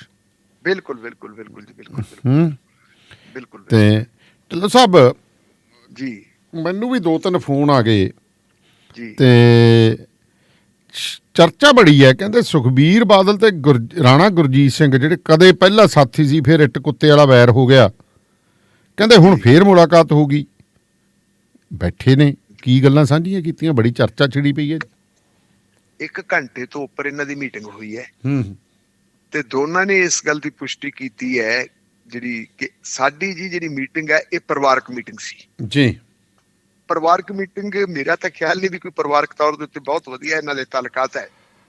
ਤੁਹਾਡੇ ਯਾਦ ਹੋਣਾ, ਇੱਕ ਵਾਰੀ ਪੰਜਾਬ ਦੀ ਵਿਧਾਨ ਸਭਾ ਦੇ ਵਿੱਚ ਤੂੰ ਮੈਂ ਹੋ ਗਈ ਸੀ, ਔਰ ਉਹ ਤੂੰ ਮੈਂ ਜਿਹੜੀ ਹੈਗੀ ਹੈ ਬਿਕਰਮ ਸਿੰਘ ਮਜੀਠੀਆ ਔਰ ਰਾਣਾ ਗੁਰਜੀਤ ਦੇ ਦਰਮਿਆਨ ਹੋਈ ਸੀ ਜੀ। ਉਹ ਜਿਹੜੀ ਤੂੰ ਮੈਂ ਹੋਈ ਸੀ, ਉਸ ਤੂੰ ਮੈਂ ਨੂੰ ਮੈਂ ਦੁਹਰਾਉਣਾ ਨਹੀਂ ਚਾਹੁੰਦਾ, ਲੇਕਿਨ ਉਹਦਾ ਬੁਰਾ ਬਹੁਤ ਮਨਾਇਆ ਗਿਆ ਸੀ ਕਿ ਪਵਿੱਤਰ ਸਦਨ ਦੇ ਵਿੱਚ ਅਜਿਹੀ ਸ਼ਬਦਾਵਲੀ ਇਸਤੇਮਾਲ ਨਹੀਂ ਕਰਨੀ, ਅੱਜ ਤੱਕ ਦੀ ਸਭ ਤੋਂ ਭੈੜੀ ਸ਼ਬਦਾਵਲੀ ਸੀ। ਚਲੋ, ਇਹ ਸਾਡੇ ਜਿਹੜੇ ਹੈਗੇ ਸਾਨੂੰ ਸੁਣਨ ਵਾਲੇ ਉਹ ਸਮਝਦੇ ਆ ਇਸ ਗੱਲ ਨੂੰ ਕਿ ਅਸੀਂ ਵੀ ਇੱਕ ਮਰਿਆਦਾ ਦੇ ਵਿੱਚ ਬੱਝੇ ਹੋਏ ਆ, ਅਸੀਂ ਉਹਨਾਂ ਸ਼ਬਦਾਂ ਦਾ ਦੁਹਰਾ ਨਹੀਂ ਕਰ ਸਕਦੇ, ਸਾਨੂੰ ਸਾਡੀ ਜਿਹੜੀ ਹੈਗੀ ਹੈ ਨੈਤਿਕਤਾ ਉਹ ਇਜਾਜ਼ਤ ਨਹੀਂ ਦਿੰਦੀ ਜੀ। ਉਹ ਵੇਲੇ ਜਿਹੜਾ ਹੋਇਆ ਸੀ, ਤੇ ਮੇਰਾ ਖਿਆਲ ਵੀ ਇਹ ਪਰਿਵਾਰਕ ਮੋਹ ਕਿਵੇਂ ਪੈ ਗਿਆ ਇਹਨਾਂ ਦਿਨਾਂ ਦੇ ਵਿੱਚ। ਤੁਸੀਂ ਦੇਖੋ ਕਿ ਅੱਜ ਕੱਲ੍ਹ ਇੱਕ ਬੜੀ ਖਬਰ ਫੈਲੀ ਹੋਈ ਹੈ ਕਿ ਮਿਸਟਰ ਨਵਜੋਤ ਸਿੰਘ ਸਿੱਧੂ ਦਾ ਨਾਂ ਉਹਨਾਂ 50 ਵਿਅਕਤੀਆਂ ਦੇ ਵਿੱਚ ਹੈ ਜਿਨ੍ਹਾਂ ਵਿਅਕਤੀਆਂ ਨੂੰ 26 ਜਨਵਰੀ ਦੇ ਵਾਲੇ ਦਿਨ ਰਿਹਾ ਕਰਨਾ ਹੈ ਜੇਲ੍ਹਾਂ ਚੋਂ। ਉਹਨਾਂ ਦੇ ਤਾਂ ਵੈਸੇ ਹੀ ਕਹਿੰਦੇ ਉਹ 7 ਮਹੀਨੇ ਪੂਰੇ ਵੀ ਹੋ ਜਾਣੇ ਉਦੋਂ ਤੱਕ। ਚਲੋ 7 ਮਹੀਨੇ ਪੂਰੇ ਵੀ ਹੋ ਜਾਣਗੇ ਉਹਦੇ ਹਿਸਾਬ ਕਿਤਾਬ ਨਾਲ। ਚੱਲ ਜੇ ਨਾ ਵੀ ਮੰਨੀਏ ਆਪਾਂ 7 ਮਹੀਨੇ, ਤਾਂ ਜਿਹੜੀ ਭਾਰਤ ਸਰਕਾਰ ਦੀ ਇੱਕ ਨੀਤੀ ਹੈ ਜਿਹੜੀ ਸਾਰੀਆਂ ਸਟੇਟਾਂ ਨੂੰ ਉਹਨਾਂ ਨੇ ਭੇਜੀ ਹੈ ਜੀ, ਉਹਦੇ ਚ ਉਹਨਾਂ ਨੇ ਕਿਹਾ ਕਿ ਆਜ਼ਾਦੀ ਦੀ ਜਿਹੜੀ ਹੈਗੀ ਹੈ ਵਰ੍ਹੇਗੰਢ ਦੇ ਮੌਕੇ ਦੇ ਉੱਤੇ ਅੰਮ੍ਰਿਤ ਮਹਾ ਉਤਸਵ ਦੇ ਤਹਿਤ ਇਹਨਾਂ ਸਾਰੇ ਲੋਕਾਂ ਨੂੰ ਰਿਹਾ ਕਰਨਾ, ਤੇ ਨਵਜੋਤ ਸਿੰਘ ਸਿੱਧੂ ਦਾ ਵੀ ਉਹਦੇ ਵਿੱਚ ਨਾਂ ਹੈ ਜੀ। ਇਹ ਵੀ ਪਤਾ ਲੱਗ ਗਿਆ ਕਿ ਨਵਜੋਤ ਸਿੰਘ ਸਿੱਧੂ ਨੂੰ 26 ਜਨਵਰੀ ਨੂੰ ਮਿਸਟਰ ਲਾਲੀ ਹੈ ਜਿਹੜੇ ਉਹਨਾਂ ਦੇ ਨਵਜੋਤ ਸਿੰਘ ਸਿੱਧੂ ਨੇ ਉਹਨਾਂ ਨੂੰ ਪਟਿਆਲਾ ਦਾ ਪ੍ਰਧਾਨ ਬਣਾਇਆ ਸੀ ਜ਼ਿਲ੍ਹਾ ਕਾਂਗਰਸ ਕਮੇਟੀ ਦਾ ਜੀ, ਔਰ ਹੁਣ ਰਾਜਾ ਵੜਿੰਗ ਨੇ ਉਹਨਾਂ ਨੂੰ ਆ ਕੇ ਪਾਰਟੀ ਚੋਂ ਕੱਢ ਵੀ ਦਿੱਤਾ ਸੀ। ਉਹ ਕਹਿੰਦੇ, ਉਹਨਾਂ ਨੇ ਜਿਹੜਾ ਲਾਲੀ ਹੋਰਾਂ ਨੇ ਗੱਲ ਕੀਤੀ ਹੈ ਕਿ 12 ਵਜੇ ਉਹਨਾਂ ਨੂੰ ਰਿਹਾ ਕਰ ਦੇਣਾ ਜੇਲ੍ਹ ਦੇ ਵਿੱਚੋਂ, ਔਰ ਜੇਲ੍ਹ ਦੇ ਵਿੱਚੋਂ ਉਹਨਾਂ ਨੂੰ ਉੱਥੋਂ ਲੈ ਕੇ ਉਹਨਾਂ ਦੇ ਸਾਥੀ ਆਉਣਗੇ ਗੁਰਦੁਆਰਾ ਸਾਹਿਬ ਨਿਵਾਰਨ ਸਾਹਿਬ, ਪਹਿਲਾਂ ਨਤਮਸਤਕ ਹੋਣਗੇ ਤੇ ਫਿਰ ਉਹ ਆਪਣੇ ਘਰ ਜਾਣਗੇ, ਤੇ ਉਹ ਤੋਂ ਬਾਅਦ ਫਿਰ ਦਰਬਾਰ ਸਾਹਿਬ ਮੱਥਾ ਟੇਕਣਗੇ, ਜੋ ਵੀ ਅੱਗੇ ਦਾ ਉਹਨਾਂ ਦਾ ਪ੍ਰੋਗਰਾਮ ਹੈ। ਨਵਜੋਤ ਸਿੰਘ ਸਿੱਧੂ ਦੇ ਬਾਹਰ ਆਉਣ ਦੀ ਚਰਚਾ ਜਦੋਂ ਸ਼ੁਰੂ ਹੋਈ, ਤੇ ਨਾਲ ਦੀ ਨਾਲ ਤੁਸੀਂ ਫਿਰ ਇਹ ਦੇਖਿਆ ਹੋਣਾ ਕਿ ਉਹਨਾਂ ਦੇ ਆਲੇ ਦੁਆਲੇ ਜਿਹੜਾ ਹੈਗਾ ਭੀੜ ਭੜੱਕਾ ਵੀ ਸ਼ੁਰੂ ਹੋ ਗਿਆ ਜੀ। ਉਹਨਾਂ ਦੀ ਜਿਹੜਾ ਮੁਲਾਕਾਤ ਦਾ ਦਿਨ ਫਿਕਸ ਹੋਇਆ ਹੈ, ਉਹਦੇ ਵਿੱਚ ਇੱਕ ਟਾਈਮ ਦਿੱਤਾ ਹੋਇਆ ਹੈ, ਤੇ ਦਿੱਤਾ ਹੁੰਦਾ ਕਿ ਇੰਨੇ ਬੰਦੇ ਹੀ ਹਫ਼ਤੇ ਦੇ ਵਿੱਚ ਉਹਨਾਂ ਨੂੰ ਮੁਲਾਕਾਤ ਕਰਨਗੇ। ਸੋ ਮੁਲਾਕਾਤ ਕਰਨ ਵਾਲੇ ਬੰਦੇ ਉਹਨਾਂ ਦੇ ਪਰਿਵਾਰ ਨਾਲ ਜਿਹੜਾ ਹੈਗਾ ਕੰਟੈਕਟ ਕਰਦੇ ਹੈ, ਪਰਿਵਾਰ ਜਿਹੜਾ ਹੈਗਾ ਇੱਕ ਲਿਸਟ ਭੇਜਦਾ, ਤੇ ਉਹਦੇ ਮੁਤਾਬਕ ਉਹ ਨਵਜੋਤ ਸਿੰਘ ਸਿੱਧੂ ਨਾਲ ਜਿਵੇਂ ਵੀ ਕੋਈ ਗੱਲਬਾਤ ਕਰਦੇ ਆ, ਕਿਸੇ ਵੀ ਵੱਖ-ਵੱਖ ਸਾਧਨ ਹੁੰਦੇ ਆ, ਤੁਹਾਨੂੰ ਪਤਾ ਜਿਹੜਾ ਵੀ ਗੱਲ ਹੋ ਜਾਂਦੀ ਹੈ ਕਿ ਕਿਹਨੂੰ ਮਿਲਣਾ ਤੇ ਕਿਹਨੂੰ ਨਹੀਂ ਮਿਲਣਾ। ਕਈ ਬੰਦੇ ਉਹ ਵੀ ਆ ਜਿਹੜੇ ਉਹਨਾਂ ਨੂੰ ਮਿਲਣ ਵਾਸਤੇ ਗਏ ਸੀ, ਉਹਨਾਂ ਨੂੰ ਮਿਲਣ ਤੋਂ ਉਹਨਾਂ ਨੇ ਇਨਕਾਰ ਕਰਤਾ ਸੀ, ਨਹੀਂ ਸੀ ਮਿਲੇ। ਕੁਝ ਬੰਦੇ ਉਹ ਹੈ ਜਿਨ੍ਹਾਂ ਬਾਰੇ ਸੋਚਿਆ ਵੀ ਨਹੀਂ ਜਾ ਸਕਦਾ ਸੀ ਕਿ ਉਹ ਮਿਲ ਜਾਣਗੇ ਤੇ ਉਹਨਾਂ ਨੂੰ ਨਵਜੋਤ ਸਿੰਘ ਸਿੱਧੂ ਹੋਰੀ ਮਿਲਣਗੇ। ਜਿਹੜੇ ਲੇਟੈਸਟ ਮਿਲਣੀ ਹੋਈ ਆ ਉਹ ਹੋਈ ਹੈ ਮਨਪ੍ਰੀਤ ਸਿੰਘ ਬਾਦਲ ਹੋਰਾਂ ਦੀ ਨਵਜੋਤ ਸਿੰਘ ਸਿੱਧੂ ਨਾਲ। ਅੱਛਾ ਜੀ। ਮਨਪ੍ਰੀਤ ਸਿੰਘ ਬਾਦਲ ਤੇ ਉਹਨਾਂ ਦੇ ਰਿਸ਼ਤੇਦਾਰ ਜੈਜੂ ਸਿੰਘ ਜੋ ਚੌਲ ਵੀ ਉਹਨਾਂ ਦੇ ਨਾਲ ਗਏ, ਜੋ ਵੀ ਗਏ ਸੀਗੇ। ਔਰ ਨਾਲ ਕਹਿੰਦੇ ਆ ਵੀ ਜਿਹੜੇ ਆਪਣੇ ਉਹ ਪਹਿਲਾਂ ਕਾਂਗਰਸ ਕਮੇਟੀ ਦੇ ਪ੍ਰਧਾਨ ਵੀ ਰਹੇ ਆ ਮਹਿੰਦਰ ਸਿੰਘ ਕੇਪੀ, ਹਾਂਜੀ, ਉਹ ਵੀ ਗਏ ਸੀ। ਤੇ ਕੇਪੀ ਸਾਹਿਬ ਦੀ ਰਿਸ਼ਤੇਦਾਰੀ ਜਿਹੜੀ ਹੈਗੀ ਆ ਉਹ ਚੰਨੀ ਪਰਿਵਾਰ ਨਾਲ ਹੈ, ਆਪਾਂ ਜਾਣਦੇ ਹੀ ਹਾਂ। ਉਹਨਾਂ ਦੇ ਬੱਚੇ ਆਪਸ ਵਿੱਚ ਨਜ਼ਦੀਕੀ, ਹਾਂਜੀ ਨਜ਼ਦੀਕੀ ਹੈ, ਸ਼ਾਦੀशुदा, ਉਹ ਵੀ ਉੱਥੇ ਗਏ ਹੋਏ ਸੀ। ਇਹ ਫਿਰ ਜਿਹੜੇ ਸਾਰੇ ਉੱਥੇ ਲੋਕ ਗਏ, ਉੱਥੇ ਜਾ ਕੇ ਉਹਨਾਂ ਦੀਆਂ ਗੱਲਾਂ ਬਾਤਾਂ ਹੋਈਆਂ ਕਿਉਂ। ਇੱਥੇ ਇਹ ਵੀ ਜ਼ਿਕਰ ਕਰਨਾ ਜ਼ਰੂਰੀ ਹੈ ਕਿ ਨਵਜੋਤ ਸਿੰਘ ਸਿੱਧੂ ਨੇ ਕਦੇ ਵੀ ਮਨਪ੍ਰੀਤ ਸਿੰਘ ਬਾਦਲ ਦੇ ਨਾਲ ਲਿਹਾਜ਼ ਨਹੀਂ ਕੀਤੀ। ਉਹ ਹਮੇਸ਼ਾ ਹੀ ਮਨਪ੍ਰੀਤ ਸਿੰਘ ਬਾਦਲ ਦੇ ਕ੍ਰਿਟਿਕ ਰਹੇ ਹੈ। ਜ਼ਿਆਦਾ ਤੌਰ ਤੇ ਭਾਵੇਂ ਉਹਨਾਂ ਨੇ ਉਸ ਤਰ੍ਹਾਂ ਕੁਛ ਨਾ ਕੀਤਾ ਹੋਵੇ, ਲੇਕਿਨ ਉਹਨਾਂ ਦਾ ਹਾਵ ਭਾਵ, ਉਹਨਾਂ ਦਾ ਸੁਭਾਅ, ਉਹਨਾਂ ਦੇ ਐਕਸ਼ਨ ਦੱਸਦੇ ਸੀ ਕਿ ਉਹ ਮਨਪ੍ਰੀਤ ਸਿੰਘ ਬਾਦਲ ਦੇ ਨਾਲ ਸਹਿਮਤ ਨਹੀਂ ਜੀ। ਕੈਪਟਨ ਅਮਰਿੰਦਰ ਸਿੰਘ ਨੂੰ ਜਿਸ ਵੇਲੇ ਹਟਾ ਦਿੱਤਾ ਸੀ, ਜਾਂ ਉਹ ਆਪ ਹਟ ਗਏ ਸੀ, ਜਾਂ ਸੁਨੀਲ ਜਾਖੜ ਨੂੰ ਪ੍ਰਧਾਨਗੀ ਤੋਂ ਲਾ ਕੇ ਨਵਜੋਤ ਸਿੰਘ ਸਿੱਧੂ ਉਹਨਾਂ ਨੂੰ ਪ੍ਰਧਾਨ ਬਣਾ ਦਿੱਤਾ ਸੀ, ਉਹ ਤੋਂ ਬਾਅਦ ਮੁੱਖ ਮੰਤਰੀ ਕਿਹਨੂੰ ਬਣਾਇਆ ਜਾਵੇ ਸਵਾਲ ਇਹ ਪੈਦਾ ਹੋ ਗਿਆ ਸੀ। ਤਾਂ ਮੁੱਖ ਮੰਤਰੀ ਬਣਾਉਣ ਵਾਸਤੇ ਜਿਹੜਾ ਹੈਗਾ, ਪਹਿਲੇ ਜਿਹੜੇ ਉਹਨਾਂ ਨੇ ਵੋਟਿੰਗ ਕਰਵਾਈ ਸੀਗੀ, ਜਿਹੜੀ ਪੁੱਛਿਆ ਸੀ ਵਿਧਾਇਕਾਂ ਤੋਂ ਕਿ ਕੌਣ ਕਿਹਨੂੰ ਚਾਹੁੰਦਾ ਹੈ, ਸਭ ਤੋਂ ਵੱਧ ਵੋਟਾਂ ਪਈਆਂ ਸੀਗੀਆਂ, ਬੰਦਿਆਂ ਨੇ ਹਾਮੀ ਭਰੀ ਸੀ ਸੁਨੀਲ ਜਾਖੜ ਦੇ ਹੱਕ ਵਿੱਚ ਕਿ 42 ਬੰਦਿਆਂ ਨੇ ਕਿਹਾ ਸੀਗਾ ਜੀ ਮਤਲਬ ਸੁਨੀਲ ਜਾਖੜ ਨੂੰ ਮੁੱਖ ਮੰਤਰੀ ਬਣਾ ਦਿਓ, ਪਰ ਉਹਨੂੰ ਨਹੀਂ ਬਣਾਇਆ। ਕਿਉਂ ਨਹੀਂ ਬਣਾਇਆ? ਕਿਉਂਕਿ ਦਿੱਲੀ ਬੈਠੀ ਬੀਬੀ ਜਿਹੜੀ ਹੈਗੀ ਆ ਅੰਬਿਕਾ ਸੋਨੀ, ਉਹਨੇ ਕਹਿਤਾ ਸੀ ਜੀ ਪੰਜਾਬ ਦਾ ਚੀਫ ਮਿਨਿਸਟਰ ਇੱਕ ਸਿੱਖ ਬਣਨਾ ਚਾਹੀਦਾ ਹੈ, ਤੇ ਉਹਦੇ ਚ ਉਹਨਾਂ ਦਾ ਨੰਬਰ ਕੱਟਿਆ ਗਿਆ। ਤੇ ਫਿਰ ਨੰਬਰ ਆ ਗਿਆ ਜੀ ਸੁਖਜਿੰਦਰ ਸਿੰਘ ਰੰਧਾਵਾ ਦਾ ਜੀ। ਜਦੋਂ ਰੰਧਾਵਾ ਦਾ ਨੰਬਰ ਆ ਗਿਆ, ਰੰਧਾਵਾ ਸਾਹਿਬ ਦੀ ਤਾਂ ਤੁਹਾਨੂੰ ਪਤਾ ਵੀ ਸਾਡੇ ਮੀਡੀਆ ਵਾਲਿਆਂ ਨੇ ਫਿਰ ਪਿੱਛਾ ਕਰਨਾ ਵੀ ਸ਼ੁਰੂ ਕਰ ਦਿੱਤਾ। ਮੈਂ ਕਿਹਾ ਜਾਣ ਲੱਗ ਪਈ, ਪੀਪਲੀ ਲਾਈਵ ਬਣਾਤੀ ਸੀ। ਅਲਟੀਮੇਟਲੀ ਰੰਧਾਵਾ ਸਾਹਿਬ ਕਹਿੰਦੇ ਰਹੇ ਯਾਰ ਮੈਨੂੰ ਕੋਈ ਸੁਨੇਹਾ ਨਹੀਂ ਮਿਲਿਆ, ਕੁਛ ਨਹੀਂ ਹੋਇਆ, ਤੁਸੀਂ ਰਹਿਣ ਦਿਓ। ਫਿਰ ਨਵਜੋਤ ਸਿੰਘ ਸਿੱਧੂ ਦੀ ਗੱਲ ਵੀ ਚੱਲੀ, ਤੇ ਨਵਜੋਤ ਸਿੰਘ ਸਿੱਧੂ ਥੋੜਾ ਜਿਹਾ ਖਫਾ ਵੀ ਹੋਏ ਸੀ, ਜਿਹੜੇ ਅਬਜ਼ਰਵਰ ਆਏ ਸੀ ਉਹਨਾਂ ਦੇ ਨਾਲ, ਕਿ ਜੇ ਜੱਟ ਨੂੰ ਬਣਾਉਣਾ ਤੇ ਫਿਰ ਮੈਨੂੰ ਕਿਉਂ ਨਹੀਂ ਬਣਾਇਆ ਜਾ ਸਕਦਾ, ਸੁੱਖੀ ਰੰਧਾਵੇ ਨੂੰ ਕਿਉਂ ਬਣਾਇਆ ਜਾਵੇ ਜੀ। ਤੇ ਅਲਟੀਮੇਟਲੀ ਕਹਿੰਦੇ ਆ ਵੀ ਫਿਰ ਉਸ ਝਗੜੇ ਦੇ ਵਿੱਚੋਂ ਚਰਨਜੀਤ ਸਿੰਘ ਚੰਨੀ ਜੀ ਨੂੰ ਸਿਰਫ ਤੇ ਸਿਰਫ 2 ਵੋਟਾਂ ਪਈਆਂ ਸੀ, ਇੱਕ ਆਪਦੀ ਤੇ ਇੱਕ ਮਨਪ੍ਰੀਤ ਸਿੰਘ ਬਾਦਲ ਦੀ ਜੀ। ਉਹਨੂੰ ਜੀ ਮੁੱਖ ਮੰਤਰੀ ਬਣਾਤਾ। ਕਹਿਣ ਵਾਲੇ ਲੋਕ ਇਹ ਕਹਿੰਦੇ ਆ, ਕਲੇਮ ਵੀ ਕਰਦੇ ਆ, ਔਰ ਜਿਵੇਂ ਚਰਨਜੀਤ ਸਿੰਘ ਚੰਨੀ ਹੋਰਾਂ ਨੇ ਬੀਬੀ ਬੀਨੂ ਬਾਦਲ ਦੇ ਚਰਨੀ ਹੱਥ ਵੀ ਲਾਏ ਸੀ ਜੀ, ਮੈਨੂੰ ਬਣਾਤਾ ਵੀ। ਹਾਂ, ਉਹਨੂੰ ਉਹ ਕਹਿੰਦੇ ਸੀ, ਉਹ ਲੋਕ ਇਹ ਸਮਝਦੇ ਸੀ ਕਿ ਅਸਲ 'ਚ ਮੁੱਖ ਮੰਤਰੀ ਜਿਹੜਾ ਬਣਾਇਆ ਚੰਨੀ ਸਾਹਿਬ ਨੂੰ, ਉਹਦੇ ਵਿੱਚ ਸਰਦਾਰ ਮਨਪ੍ਰੀਤ ਸਿੰਘ ਬਾਦਲ ਦਾ ਬਹੁਤ ਵੱਡਾ ਯੋਗਦਾਨ ਹੈ। ਸੋ ਜਿਹਨਾਂ ਸਾਰੀਆਂ ਚੀਜ਼ਾਂ ਨੂੰ ਆਪਾਂ ਦੇਖੀਏ ਤਾਂ ਤੁਸੀਂ ਦੇਖੋ ਵੀ 36 ਦਾ ਅੰਕੜਾ ਸੀ ਮਨਪ੍ਰੀਤ ਬਾਦਲ ਦਾ ਤੇ ਨਵਜੋਤ ਸਿੰਘ ਸਿੱਧੂ ਦਾ ਜੀ। ਫਿਰ ਪੰਜਾਬ ਦੀ ਵਿਧਾਨ ਸਭਾ ਦੀਆਂ ਚੋਣਾਂ ਹੁੰਦੀਆਂ। ਵਿਧਾਨ ਸਭਾ ਦੀਆਂ ਚੋਣਾਂ ਤੋਂ ਪਹਿਲਾਂ ਤੁਹਾਡੇ ਯਾਦ ਹੋਣਾ ਕਿ ਸੁਲਤਾਨਪੁਰ ਲੋਧੀ ਦੇ ਵਿੱਚ ਜਾਂਦੇ ਰਹੇ ਲਗਾਤਾਰ ਸਰਦਾਰ ਨਵਜੋਤ ਸਿੰਘ ਸਿੱਧੂ ਜੀ, ਤੇ ਉਹ ਕਹਿੰਦੇ ਸੀ ਵੀ ਇਹ ਮੇਰੀ ਚੋਣ ਹੈ। ਇਹ ਮੁੰਡਾ ਕੀ ਹੈ, ਨਵਤੇਜ ਸਿੰਘ ਜੀ, ਸੁਲਤਾਨਪੁਰ ਲੋਧੀ ਵਾਲਾ ਨਵਤੇਜ ਸਿੰਘ ਚੀਮਾ ਸੀ ਵੀ ਇਹ ਚੀਮਾ ਨਹੀਂ, ਇਹ ਮੇਰੀ ਲੜਾਈ ਹੈ। ਤੇ ਉੱਥੇ ਜਿਹੜੇ ਹੈਗੇ ਆ ਇਹਨਾਂ ਦਾ ਬੇਟਾ ਰਾਣਾ ਗੁਰਜੀਤ ਸਿੰਘ ਦਾ ਆਜ਼ਾਦ ਖੜਾ ਹੋਇਆ ਸੀ, ਤੇ ਰਾਣਾ ਗੁਰਜੀਤ ਸਿੰਘ ਕਾਂਗਰਸ ਪਾਰਟੀ ਦਾ ਕੈਂਡੀਡੇਟ, ਕਾਂਗਰਸ ਪਾਰਟੀ ਦਾ ਲੀਡਰ, ਤੇ ਸਿਰ ਉਹਨੇ ਹਿੱਕ ਤੇ ਹੱਥ ਮਾਰ ਕੇ ਮੁੱਛ ਨੂੰ ਵੱਟ ਦੇ ਕੇ ਗੱਲ ਕਹੀ ਸੀ ਕਿ ਜੇ ਮੇਰਾ ਮੁੰਡਾ ਇੰਡੀਪੈਂਡੈਂਟ ਲੜਾਈ ਲੜ ਕੇ ਹਾਰ ਗਿਆ ਤਾਂ ਮੈਂ ਸਿਆਸਤ ਛੱਡ ਦੂੰਗਾ, ਮੇਰਾ ਮੁੰਡਾ ਹਾਰ ਹੀ ਨਹੀਂ ਸਕਦਾ ਜੀ। ਤੇ ਉਹਦੇ ਮੁੰਡੇ ਨੇ ਇਲੈਕਸ਼ਨ ਲੜੀ, ਪਿਓ ਜਿੱਤਿਆ ਕਾਂਗਰਸ ਪਾਰਟੀ ਦੀ ਟਿਕਟ ਦੇ ਉੱਤੇ, ਤੇ ਮੁੰਡਾ ਜਿੱਤਿਆ ਇੰਡੀਪੈਂਡੈਂਟ। ਲਓ ਜੀ, ਹੁਣ ਜਿਵੇਂ ਗੱਲ ਬਣ ਗਈ ਹੈ, ਮੇਰੀ ਸਾਰੀ ਇਬਾਰਤ ਜਿਹੜੀ ਹੈਗੀ ਹੈ ਮੈਂ ਲਿਖੀ ਹੈ, ਇਹਦਾ ਕਾਰਨ ਇਹ ਸੀ ਜੀ, ਇਹ ਹੁਣ ਇਹ ਬਣ ਰਹੀ ਹੈ ਕਿ ਕਾਂਗਰਸ ਪਾਰਟੀ ਸ਼ਾਇਦ ਦੁਬਾਰਾ ਫੇਰ ਨਵਜੋਤ ਸਿੰਘ ਸਿੱਧੂ ਨੂੰ ਪੰਜਾਬ ਦੀ ਜ਼ਿੰਮੇਵਾਰੀ ਸੌਂਪ ਦੇਵੇ। ਅੱਛਾ ਜੀ। ਔਰ ਇਹਦੇ ਤੇ ਚੰਨੀ ਸਾਹਿਬ ਵੀ ਆ ਗਏ। ਹੁਣ ਚੰਨੀ ਸਾਹਿਬ ਵੀ ਤੁਹਾਨੂੰ ਪਤਾ ਵੀ ਉਹਨਾਂ ਨੇ ਮੂਸੇ ਵਾਲੇ ਦੇ ਘਰੇ ਵੀ ਆ ਗਏ, ਤੇ ਆਪਣੇ ਫਤਿਹਗੜ੍ਹ ਸਾਹਿਬ ਤੱਕ ਉਹ ਪੈਦਲ ਵੀ ਗਏ ਆ, ਚਮਕੌਰ ਸਾਹਿਬ ਗੁਰੂ ਘਰ ਦੇ ਵਿੱਚ ਵੀ ਉਹਨਾਂ ਨੇ ਜਾ ਕੇ ਮੱਥਾ ਟੇਕਿਆ, ਉਹ ਵੀ ਐਕਟਿਵ ਹੋਏ ਆ ਪੂਰੇ। ਔਰ ਇਹਦੇ ਤੋਂ ਜੇ ਆਪਣੇ ਜਿਹੜੇ ਮੌਜੂਦਾ ਪ੍ਰਧਾਨ ਹੈ ਰਾਜਾ ਵੜਿੰਗ, ਉਹਨਾਂ ਦੀ ਆਪਾਂ ਸਟੇਟਮੈਂਟ ਵੱਲ ਧਿਆਨ ਦੇਈਏ, ਤੇ ਰਾਜਾ ਵੜਿੰਗ ਨੇ ਵੀ ਕਿਹਾ ਵੀ ਸੀਗਾ ਮੈਨੂੰ ਕਿਸੇ ਵੀ ਟਾਈਮ ਲਾਇਆ ਜਾ ਸਕਦਾ, ਬਦਲਿਆ ਜਾ ਸਕਦਾ। ਉਹਨੇ ਕਿਹਾ ਸੀਗਾ ਕਿ ਮੈਂ ਤਾਂ ਜਦੋਂ ਮੈਨੂੰ ਪ੍ਰਧਾਨ ਬਣਾਇਆ ਮੈਂ ਤਾਂ ਉਦੋਂ ਹੀ ਰਾਹੁਲ ਗਾਂਧੀ ਨੂੰ ਕਹਿੰਦਾ ਸੀ ਕਿ ਜਿੱਦਾਂ ਹਾਲਾਤ ਥੋੜੇ ਜਿਹੇ ਚੰਗੇ ਹੋਣ ਲੱਗੇ ਤੁਸੀਂ ਮੈਨੂੰ ਬਦਲ ਦਿਓਗੇ, ਪਰ ਮੈਂ ਕਾਂਗਰਸ ਪਾਰਟੀ 'ਚ ਰਹੂੰਗਾ। ਮੈਨੂੰ ਲੱਗਦਾ ਜਿਹੜੀ ਫਿਰ ਇਸੇ ਗੱਲ ਦੇ ਹਿਸਾਬ ਨਾਲ ਜਿਹੜਾ ਰਾਜਾ ਵੜਿੰਗ ਤੇ ਇੱਥੇ ਬਠਿੰਡੇ ਦੇ ਵਿੱਚ ਕਾਟੋ ਕਲੇਸ਼, ਜਾਂ ਆਪਾਂ ਕਹਿ ਲਓ ਵੀ ਅੰਦਰ ਖਾਤੇ ਹੁੱਜੋ ਹੁੱਜੀ ਹੋਏ ਨੇ ਇਹ ਮਨਪ੍ਰੀਤ ਬਾਦਲ ਹੋਰਾਂ ਦੇ ਗੱਲੇ ਗੱਲੀ, ਮੈਨੂੰ ਲੱਗਦਾ ਫਿਰ ਮਨਪ੍ਰੀਤ ਬਾਦਲ ਵੀ ਤਾਂਹੀਏ ਪਹਿਲਾਂ ਭੂਮਿਕਾ ਬੰਨਣ ਜਾਵੜੇ ਹੋਣੇ, ਭਾਈ ਜੇ ਪ੍ਰਧਾਨ ਬਣ ਗਿਆ ਤਾਂ ਮੈਂ ਪਹਿਲਾਂ ਹੀ ਨੇੜੇ ਹੋ ਜਾ। ਉਹੀ ਚੀਜ਼ਾਂ ਨਾ ਸਾਰੀਆਂ, ਕਿ ਕਿੱਸਾ ਕੁੱਤਾ ਇਹ ਹੈ ਕਿ ਜਿਹੜਾ ਹੁਣ ਤਾਂ ਰਾਜਾ ਵੜਿੰਗ ਨੇ ਵੀ ਕਹਿਤਾ ਨਾ ਕਿ ਜੇ ਹਾਈ ਕਮਾਂਡ ਕਹੂਗੀ ਤਾਂ ਮੈਂ ਨਵਜੋਤ ਸਿੰਘ ਸਿੱਧੂ ਦੀ ਕਮਾਂਡ ਥੱਲੇ ਕੰਮ ਕਰਨ ਨੂੰ ਵੀ ਤਿਆਰ ਹਾਂ ਜੀ। ਜੇ ਹੁਣ ਇਹ ਦੇਖੋ ਤਾਂ ਇੱਥੇ ਦਾਨੇ ਵਾਲੀਆ ਸਾਹਿਬ ਨੂੰ ਅਗਲੀ ਗੱਲ ਹੈ, ਕੀ ਨਵਜੋਤ ਸਿੰਘ ਸਿੱਧੂ ਪ੍ਰਧਾਨ ਬਣੂਗਾ ਪ੍ਰਦੇਸ਼ ਕਾਂਗਰਸ ਕਮੇਟੀ ਦਾ? ਇਹ ਵੀ ਵੇਖਣ ਵਾਲੀ ਗੱਲ ਹੈ। ਇਹ ਵੇਖਣ ਵਾਲੀ ਗੱਲ ਹੈ। ਸਿਗਨਲ ਕੀ ਆ ਰਹੇ ਹੈ? ਸਿਗਨਲ ਇਹ ਆ ਰਹੇ ਹੈ, ਜਦੋਂ ਤੁਹਾਡੇ ਯਾਦ ਹੋਣਾ ਹੈ, ਜਦੋਂ ਬਾਹਲੀ ਗੱਲ ਚੱਲ ਪਈ ਸੀ ਕਿ ਨਵਜੋਤ ਸਿੰਘ ਸਿੱਧੂ ਪ੍ਰਦੇਸ਼ ਕਾਂਗਰਸ ਕਮੇਟੀ ਦਾ ਪ੍ਰਧਾਨ ਬਣੂ, ਤੇ ਫਿਰ ਸੁਖੀ ਰੰਧਾਵੇ ਨੇ ਕਿਹਾ ਸੀ ਜੀ ਕਿ ਜਦੋਂ ਇਹ ਆਈ ਸੀ ਕਿ ਚਿੱਠੀ ਲਿਖਤੀ ਹੈ ਉਹਨੂੰ ਪ੍ਰਿੰਕਾ ਗਾਂਧੀ ਵਾਡਰਾ ਨੇ ਜੀ, ਤੇ ਉਦੋਂ ਉਹਨੇ ਕਿਹਾ ਸੀ ਸੁਖੀ ਰੰਧਾਵੇ ਨੇ ਕਿ ਫਿਰ ਸਾਨੂੰ ਦੱਸ ਦਿਓ, ਅਸੀਂ ਭਾਈ ਉਹਦਾ ਹਰ ਕੋਈ ਹੋਰ ਘਰ ਭਾਲ ਲਈਏ, ਜੇ ਤੁਸੀਂ ਇਹਨੂੰ ਪ੍ਰਧਾਨ ਬਣਾਉਣਾ। ਇਹਨੇ ਪਹਿਲਾਂ ਹੀ ਸਾਡਾ ਬੇੜਾ ਗਰਕ ਕੀਤਾ। ਉਹਨੇ ਸ਼ਬਦ ਇਹੋ ਜਿਹੇ ਵਰਤੇ ਸੀ ਜੀ ਜੀ ਜੀ, ਜਿਨ੍ਹਾਂ ਨੇ ਬੇੜਾ ਗਰਕ ਕੀਤਾ, ਜੇ ਉਹਨਾਂ ਨੂੰ ਪ੍ਰਧਾਨ ਬਣਾਉਣਾ ਤਾਂ ਅਸੀਂ ਆਪਣਾ ਘਰ ਕੋਈ ਹੋਰ ਭਾਲ ਲਈਏ।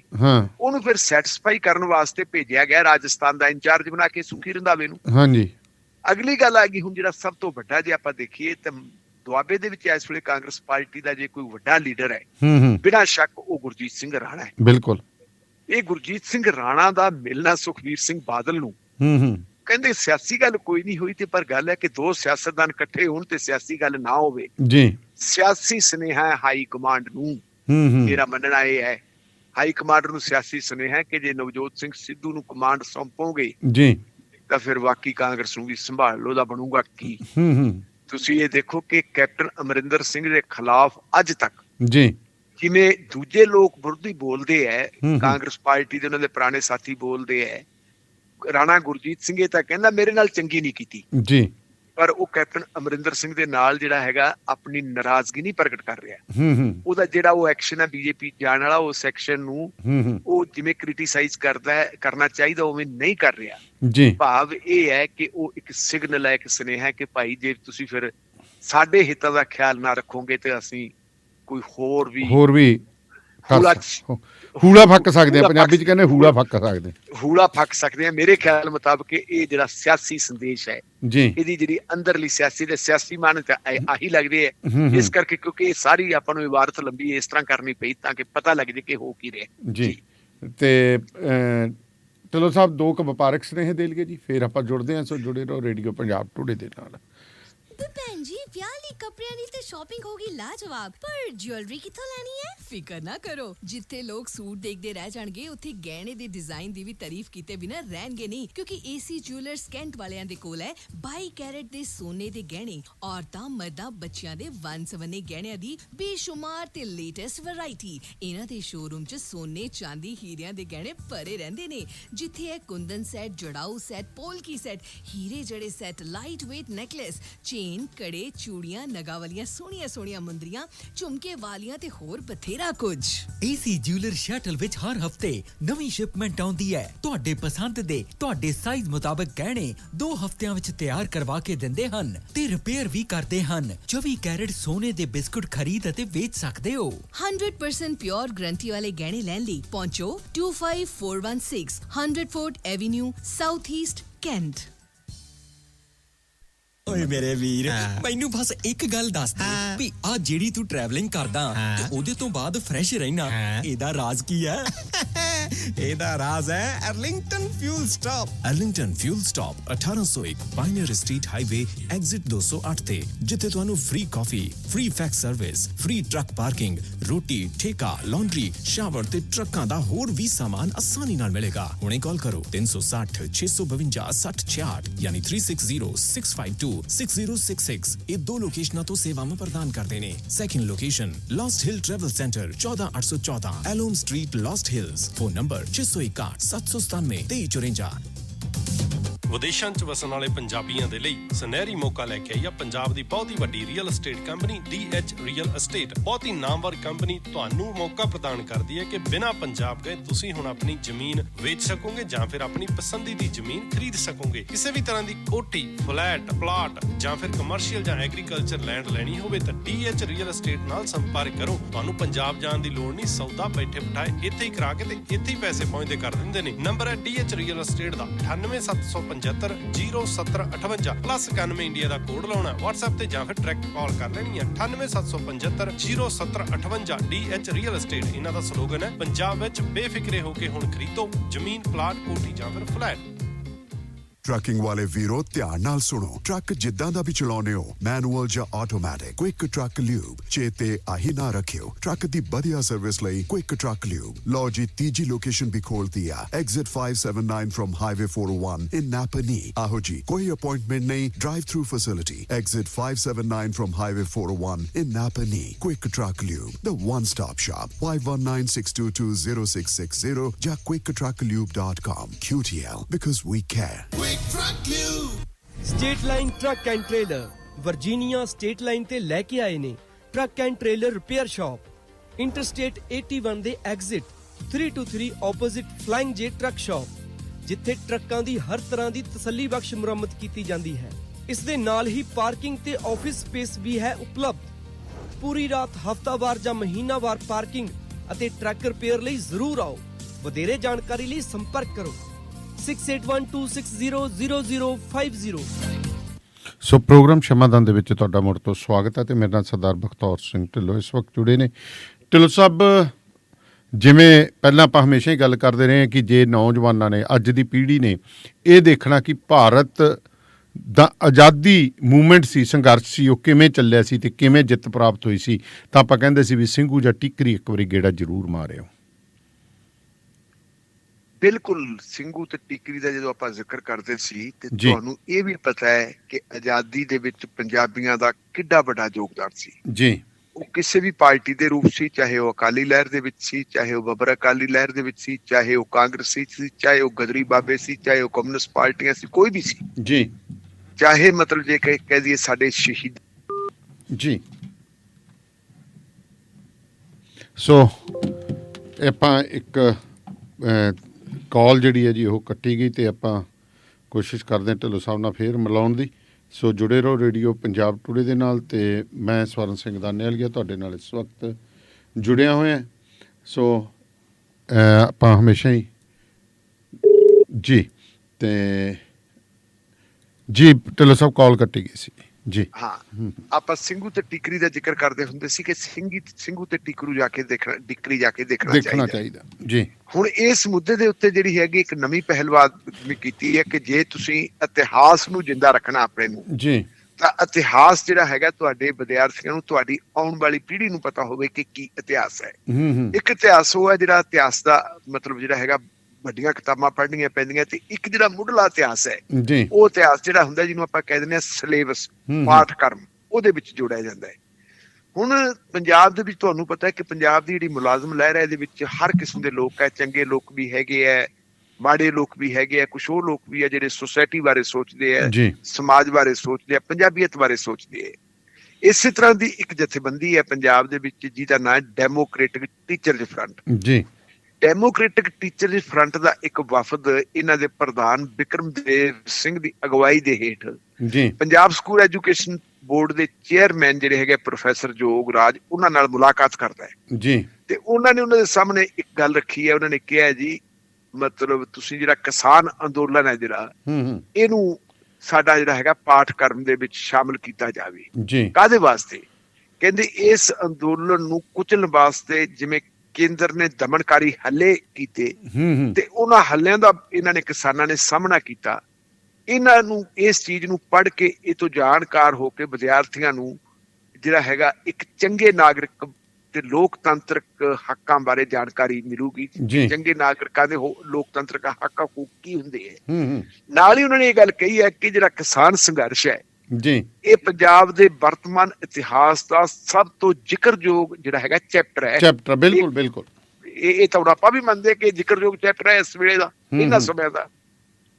ਔਰ ਇਹ ਜਿਹੜਾ ਇਹ ਤੋਂ ਜਿਹੜੀ ਹੈਗੀ ਹੈ ਸਾਨੂੰ ਬਹੁਤ ਕੁਛ ਸਿੱਖਿਆ ਮਿਲਣੀ ਚਾਹੀਦੀ ਹੈ, ਇਸ ਕਰਕੇ ਇਹਨੂੰ ਸ਼ਾਮਲ ਕੀਤਾ ਜਾਵੇ ਜੀ। ਅਗਲੀ ਗੱਲ ਉਹਨਾਂ ਨੇ ਕਿਹਾ ਕਿ ਪੰਜਾਬ ਦਾ ਜਿਹੜਾ ਇਤਿਹਾਸ ਹੈ, ਜਿਹੜਾ ਸਿਲੇਬਸ ਹੈ, ਇਹਦੇ ਵਿੱਚ ਸ਼ਹੀਦ ਆਜ਼ਮ ਭਗਤ ਸਿੰਘ, ਕਰਤਾਰ ਸਿੰਘ ਸਰਾਭਾ, ਊਧਮ ਸਿੰਘ, ਡਾਕਟਰ BR ਅੰਬੇਦਕਰ, ਬਾਬਾ ਜੀਵਨ ਸਿੰਘ ਜੀ, ਸਵਿਤਰੀ ਫੂਲੇ, ਮਾਈ ਭਾਗੋ ਤੇ 4 ਸਾਹਿਬਜ਼ਾਦਿਆਂ ਦੇ ਜੀਵਨ ਤੇ ਵਿਚਾਰਾਂ ਨੂੰ ਵੀ ਸ਼ਾਮਲ ਕਰਨਾ ਚਾਹੀਦਾ ਹੈ ਜੀ। ਇਹ ਦਾਨੇਵਾਲੀਆ ਸਾਹਿਬ ਜਿਹੜੀ ਡੈਮੋਕ੍ਰੇਟਿਕ ਟੀਚਰਜ਼ ਫਰੰਟ ਵਾਲਿਆਂ ਨੇ ਗੱਲ ਕੀਤੀ ਹੈ, ਉਹਨਾਂ ਨੇ ਵਿਤਕਰੇਬਾਜ਼ੀ ਵਾਲੀ ਕੋਈ ਗੱਲ ਨਹੀਂ ਕੀਤੀ ਕਿ ਉਹ ਲੋਕ ਜਿਨ੍ਹਾਂ ਦਾ ਆਜ਼ਾਦੀ ਦੇ ਸੰਘਰਸ਼ ਦੇ ਵਿੱਚ ਵੀ ਯੋਗਦਾਨ ਹੈ, ਜਿਨ੍ਹਾਂ ਨੇ ਦੂਜੀ ਆਜ਼ਾਦੀ ਦੀ ਲੜਾਈ ਵੀ ਲੜੀ। ਜੇ ਅੱਜ ਆਪਾਂ ਦੇਖੀਏ ਪੰਜਾਬ ਦੇ ਵਿੱਚ ਆਮ ਆਦਮੀ ਪਾਰਟੀ ਦੇ 92 MLA ਜਿੱਤੇ ਹੈ ਜੀ। ਇਹ 92 MLA ਇਸ ਲਈ ਜਿੱਤੇ ਹੈ ਕਿਉਂਕਿ ਕਿਸਾਨ ਅੰਦੋਲਨ ਨੇ ਲੋਕਾਂ ਦੇ ਵਿੱਚੋਂ ਹਕੂਮਤ ਦਾ ਡਰ ਦੂਰ ਕੀਤਾ ਹੈ, ਹਕੂਮਤ ਨੂੰ ਸਵਾਲ ਕਰਨ ਦੇ ਯੋਗ ਬਣਾਇਆ ਉਹਨਾਂ ਨੂੰ ਜੀ। ਅਸੀਂ ਜਾਣਦੇ ਹਾਂ ਕਿ ਉਹ ਟਾਈਮ ਯਾਦ ਕਰੋ ਜਦੋਂ ਇਲੈਕਸ਼ਨਾਂ ਹੁੰਦੀਆਂ ਸੀ, ਵੱਡੇ ਵੱਡੇ ਲੀਡਰ ਜਾਂਦੇ ਹੁੰਦੇ ਸੀ ਤੇ ਇਹਨਾਂ ਲੀਡਰਾਂ ਨੂੰ ਜਿਵੇਂ ਆਮ ਸਧਾਰਨ ਔਰਤਾਂ ਮਰਦ ਸਵਾਲ ਕਰਦੇ ਹੁੰਦੇ ਸੀ ਕਿ ਇਹਨਾਂ ਗੱਲਾਂ ਦਾ ਜਵਾਬ 75 ਸਾਲਾਂ ਚ ਤੁਸੀਂ 75 ਸਾਲਾਂ ਚ ਕੀਤਾ ਕੀ ਹੈ। ਜਿਹੜੇ ਉਹ 70-75 ਸਾਲਾਂ ਦਾ ਜਿਹੜਾ ਮੰਗਦੇ ਸੀ ਨਾ, ਹਿਸਾਬ ਮੰਗਦੇ ਸੀ, ਉਹ ਹਿਸਾਬ ਮੰਗਣ ਦੇ ਲਾਇਕ ਇਸ ਕਿਸਾਨ ਅੰਦੋਲਨ ਨੇ ਕੀਤਾ ਹੈ। ਇਸ ਲਈ ਜੇ ਇਹਦਾ ਜ਼ਿਕਰ ਹੋਣਾ ਤੇ ਬਹੁਤ ਜ਼ਰੂਰੀ ਹੈ। ਡਾਕਟਰ BR ਅੰਬੇਦਕਰ ਦੀ ਜਿਹੜੀ ਹੈ ਭਾਰਤੀ ਸੰਵਿਧਾਨ ਨੂੰ ਜੋ ਦੇਣ ਹੈ ਉਹਨੂੰ ਕਿਵੇਂ ਭੁਲਾਇਆ ਜਾ ਸਕੂਗਾ। ਬਾਬਾ ਜੀਵਨ ਸਿੰਘ ਜਿਹੜੇ ਗੁਰੂ ਤੇਗ ਬਹਾਦਰ ਸਾਹਿਬ ਜੀ ਦਾ ਮਤਲਬ ਜਿਹੜਾ ਹੈਗਾ ਸਿਰ ਲੈ ਕੇ ਇੱਥੇ ਪਹੁੰਚੇ ਸੀ, ਇਹ ਵੀ ਕੋਈ ਘੱਟ ਨਹੀਂ। ਸਵਿਤਰੀ ਫੂਲੇ ਜਿਹੜੇ ਜਿਨ੍ਹਾਂ ਨੇ ਮਤਲਬ ਜਿਹੜੀ ਹੈਗੀ ਹੈ ਔਰਤਾਂ ਨੂੰ ਤੇ ਜਿਹੜੀ ਹੈ ਦਲਿਤ ਭਾਈਚਾਰੇ ਨੂੰ ਕਿਸ ਤਰ੍ਹਾਂ ਮਤਲਬ ਜਾਗਰਤ ਕਰਨ ਦੇ ਵਿੱਚ ਉਹਨਾਂ ਨੇ ਯੋਗਦਾਨ ਪਾਇਆ। ਮਾਈ ਭਾਗੋ ਨੇ ਇੱਕ ਵੱਖਰਾ ਇਤਿਹਾਸ ਰਚਿਆ ਸੀ, ਇਹ ਵੀ ਕਿਸੇ ਨਾਲੋਂ ਘੱਟ ਨਹੀਂ ਕਿ ਆਹ ਚੱਕੋ ਜੇ ਮਰਦ ਤੁਸੀਂ ਤਨਖਾਹਾਂ ਦੀ ਖਾਤਰ ਲੜਾਈ ਲੜਨ ਤੋਂ ਭੱਜਦੇ ਹੋ, ਆਹ ਚੂੜੀਆਂ ਪਹਿਨੋ ਤੇ ਅਸੀਂ ਜਾ ਕੇ ਲੜਾਈ ਲੜਦੀਆਂ, ਉਹ ਵੀ ਹੈ। ਤੇ ਸਾਹਿਬਜ਼ਾਦਿਆਂ ਦੀ ਕੁਰਬਾਨੀ ਦਾ ਤਾਂ ਆਪਾਂ ਜ਼ਿਕਰ ਕਰਕੇ ਹਟੇ ਆ ਕਿ ਇਹਨੂੰ ਤਾਂ ਭੁਲਾਇਆ ਹੀ ਨਹੀਂ ਜਾ ਸਕਦਾ। ਨਵੇਂ ਕਿਸਮ ਦਾ ਇਤਿਹਾਸ ਹੈ ਜਿਹੜਾ ਉਹਨਾਂ ਨੇ ਸਿਰਜਿਆ। ਸੋ ਉਹਨਾਂ ਨੇ ਜਿਹੜੀਆਂ ਇਹ ਮੰਗਾਂ ਰੱਖੀਆਂ, ਇਹਨਾਂ ਮੰਗਾਂ ਨੂੰ ਪ੍ਰੋਫੈਸਰ ਜੋਗਰਾਜ ਨੇ ਬੜੇ ਧਿਆਨ ਨਾਲ ਸੁਣਿਆ ਤੇ ਧਿਆਨ ਨਾਲ ਸੁਣਨ ਤੋਂ ਬਾਅਦ ਉਹਨਾਂ ਨੇ ਉਹਨਾਂ ਨੂੰ ਕਿਹਾ ਕੋਈ ਨਹੀਂ, ਤੇ ਵਿਚਾਰ ਕਰਾਂਗੇ। ਅੱਜ ਦੇ ਟ੍ਰਿਬਿਊਨ ਦੇ ਵਿੱਚ ਜਿਹੜੀ ਖਬਰ ਲੱਗੀ ਹੈ ਉਹਦੇ ਵਿੱਚ ਉਹ ਖਬਰ ਇਹ ਦੱਸਦੀ ਹੈ, ਜਦੋਂ ਉਹਨਾਂ ਦੇ ਪੱਤਰਕਾਰ ਨੇ ਉਹਦੇ ਨਾਲ ਵਿਸ਼ਵ ਭਾਰਤੀ ਨੇ ਸੰਪਰਕ ਕੀਤਾ ਤਾਂ ਉਹਨਾਂ ਨੇ ਗੱਲ ਕਹੀ ਹੈ। ਉਹ ਕਹਿੰਦੇ ਵੀ ਗੱਲ ਇਹ ਹੈ ਕਿ ਬੋਰਡ ਦੇ ਨੇ ਕਿਹਾ ਕਿ ਇਸ ਮੁੱਦੇ ਉੱਤੇ ਨਿਰਪੱਖ ਨਜ਼ਰੀਏ ਲਈ ਵਿਦਵਾਨ ਮਾਹਰਾਂ ਦੀ ਇੱਕ ਕਮੇਟੀ ਬਣਾਈ ਜਾਵੇਗੀ। ਕੋਈ ਵੀ ਫੈਸਲਾ ਲੈਣ ਤੋਂ ਪਹਿਲਾਂ ਇਹ ਦੇਖਿਆ ਜਾਵੇਗਾ ਕਿ ਕਿਸਾਨ ਅੰਦੋਲਨ ਨੂੰ ਸਿਲੇਬਸ ਦਾ ਹਿੱਸਾ ਬਣਾਉਣ ਨਾਲ ਵਿਦਿਆਰਥੀਆਂ ਨੂੰ ਕੀ ਸੱਚਮੁੱਚ ਲਾਭ ਹੋਊਗਾ। ਜੇ ਸੱਚਮੁੱਚ ਲਾਭ ਹੁੰਦਾ ਹੈ ਤਾਂ ਫਿਰ ਇਹਦੇ ਤੇ ਕਰਕੇ ਇਹਨੂੰ ਅਸੀਂ ਬਣਾ ਸਕਦੇ। ਬਿਲਕੁਲ ਢਿੱਲੋਂ ਸਾਹਿਬ, ਇਹਨੂੰ ਇਕੱਲਾ ਕਿਸਾਨ ਅੰਦੋਲਨ ਨਾਲ ਨਾ ਲੈ ਕੇ ਜੋੜਿਆ ਜਾਵੇ, ਥੋੜਾ ਜਿਹਾ ਜਿਵੇਂ ਇਹਨੂੰ ਰਿਫਾਈਨਡ ਕਰ ਲਿਆ ਜਾਵੇ ਕਿ ਸੰਘਰਸ਼ ਕਿਸ ਤਰ੍ਹਾਂ ਚੱਲਦੇ, ਸੰਘਰਸ਼ ਕਿਸ ਤਰ੍ਹਾਂ ਜਿੱਤੇ ਜਾਂਦੇ ਨੇ, ਤੇ ਇਹਦਾ ਰੈਫਰੈਂਸ ਜਿਹੜਾ ਡੈਮੋਕ੍ਰੈਟਿਕ ਵੇ ਤਰੀਕਾ ਬਣਾਇਆ ਜਾਵੇ। ਬਿਲਕੁਲ ਇਹਦੇ ਚ ਦੇਖੋ ਅੱਜ ਜਿਹੜੀ ਚੁਣੌਤੀ ਆ ਰਹੀ ਹੈ ਭਾਰਤ ਦੀ ਡੈਮੋਕ੍ਰੇਸੀ ਨੂੰ, ਜਿਹੜੀ ਚੁਣੌਤੀ ਦਿੱਤੀ ਜਾ ਰਹੀ ਹੈ ਕਿ ਹੈ ਹੀ ਕੁਛ ਨਹੀਂ। ਇਹਦੇ ਵਿੱਚੋਂ ਕਿ ਸਬਕ ਨਿਕਲਦਾ ਕਿ ਜੇ ਤੁਸੀਂ ਪੁਰਅਮਨ ਰਹਿ ਕੇ ਤੁਸੀਂ ਆਪਣੇ ਹੱਕਾਂ ਦੀ ਖਾਤਰ ਸੰਘਰਸ਼ ਕਰੋਗੇ, ਜਦੋਜਹਿਦ ਕਰੋਗੇ, ਤਾਂ ਤੁਸੀਂ ਬੜੀਆਂ ਪਾਵਰਫੁਲ ਸਰਕਾਰਾਂ ਨੂੰ ਆਪਣੀਆਂ ਮੰਗਾਂ ਮਨਵਾਉਣ ਵਿੱਚ ਕਾਮਯਾਬ ਹੋਵੋਗੇ।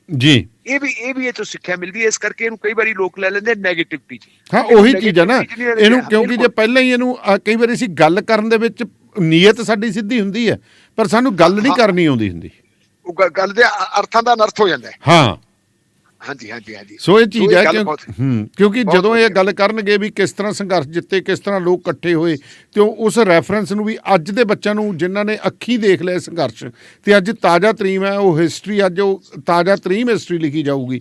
ਠੀਕ ਹੈ ਜੀ, ਅੱਜ ਹਰ ਚੀਜ਼ ਵੀਡੀਓ ਪਈ ਹੈ, ਹਰ ਚੀਜ਼ ਕੀ ਕਹਿੰਦੇ ਆ ਉਹਦੇ ਅਖਬਾਰਾਂ 'ਚ ਪਈ ਹੈ, ਤਾਂ ਅਵਸ਼ ਜਿਹੜਾ ਤੁਸੀਂ ਇਹ ਤੋਂ ਕੋਈ ਨਾ ਕੋਈ ਨੌਲੇਜ ਲੈ ਸਕਦੇ ਹੋ। ਦਾਨੇਲੀਆ ਸਾਹਿਬ, ਆਮ ਤੌਰ ਤੇ ਯੂਨੀਵਰਸਿਟੀਆਂ ਹੋਰ ਕਾਹਦੇ ਵਾਸਤੇ ਹੁੰਦੀਆਂ? ਇਸੇ ਕੰਮਾਂ ਲਈ ਹੁੰਦੀਆਂ ਨੇ। ਤੇ ਜੇ ਯੂਨੀਵਰਸਿਟੀਆਂ ਵਾਲਾ ਇਹੀ ਅਮਲ ਜਿਹੜਾ ਨੀਚੇ ਤੱਕ ਸਾਡੇ ਸਕੂਲਾਂ ਤੱਕ ਆ ਜੇ, ਕਾਲਜਾਂ ਤੱਕ ਆ ਜੇ, ਤਾਂ ਮੇਰਾ ਖਿਆਲ ਹੈ ਵੀ ਇੱਕ ਸਾਡੀ ਬਹੁਤ ਵੱਡੀ ਪ੍ਰਾਪਤੀ ਹੈ। ਬਿਲਕੁਲ ਇਹ ਲੋੜ ਹੈ ਜੀ ਅੱਜ ਦੇ ਸਮੇਂ ਦੀ। ਬਿਲਕੁਲ। ਸੋ ਬਹੁਤ ਬਹੁਤ ਸ਼ੁਕਰੀਆ ਢਿੱਲੋਂ ਸਾਹਿਬ, ਮਿਹਰਬਾਨੀ, ਤੁਸੀਂ ਸਮਾਂ ਦਿੱਤਾ ਸਾਨੂੰ। ਸ਼ੁਕਰੀਆ ਜੀ, ਧੰਨਵਾਦ। ਤੇ ਬਾਕੀ ਚੰਡੀਗੜ੍ਹੋਂ ਤੁਸੀਂ, ਚੰਡੀਗੜ੍ਹ ਦੀ ਕੀ ਸਿਆਸਤ ਬੋਲ ਰਹੀ ਹੈ?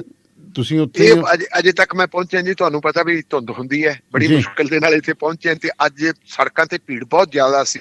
ਆਪਣੇ ਫਤਿਹਗੜ੍ਹ ਸਾਹਿਬ ਦੇ ਜੋੜ ਮੇਲੇ ਥਾਂ ਦੇ ਉੱਤੇ ਤੁਹਾਨੂੰ ਪਤਾ ਵੀ ਉਹ ਲੱਗੇ ਹੋਏ ਲੰਗਰਾਂ ਵਾਸਤੇ ਆਪਣੀ ਸਾਧ ਸੰਗਤ ਲਾਉਂਦੀ ਹੈ ਜੀ, ਬਹੁਤ ਜ਼ਿਆਦਾ ਬੜੀ ਮੁਸ਼ਕਿਲ ਦੇ ਨਾਲ ਪਹੁੰਚੇ ਹੈ ਜੇ ਚੰਡੀਗੜ੍ਹ। ਤੇ ਲਵਾਂਗਾ ਜੀ ਕੱਲ ਪਤਾ ਇੱਥੇ ਦੀ ਸਿਆਸਤ ਕੀ ਕਹਿੰਦੀ ਹੈ, ਉਹ ਵੀ ਫਿਰ ਕੱਲ ਕਰਾਂਗੇ ਸਾਂਝੀ। ਮਿਹਰਬਾਨੀ ਜੀ, ਸ਼ੁਕਰੀਆ। ਸੋ ਜੁੜੇ ਰਹੋ ਰੇਡੀਓ ਪੰਜਾਬ ਟੁਡੇ ਨਾਲ। ਫਿਲਹਾਲ ਇੱਕ ਬ੍ਰੇਕ ਦਾ ਸਮਾਂ, ਤੇ ਬ੍ਰੇਕ ਤੋਂ ਬਾਅਦ ਫਿਰ ਜੁੜਦੇ ਹਾਂ ਤੇ ਸ਼ਿਵਿੰਦਰ ਜੀ ਨਾਲ ਸਾਂਝ ਪਾਵਾਂ।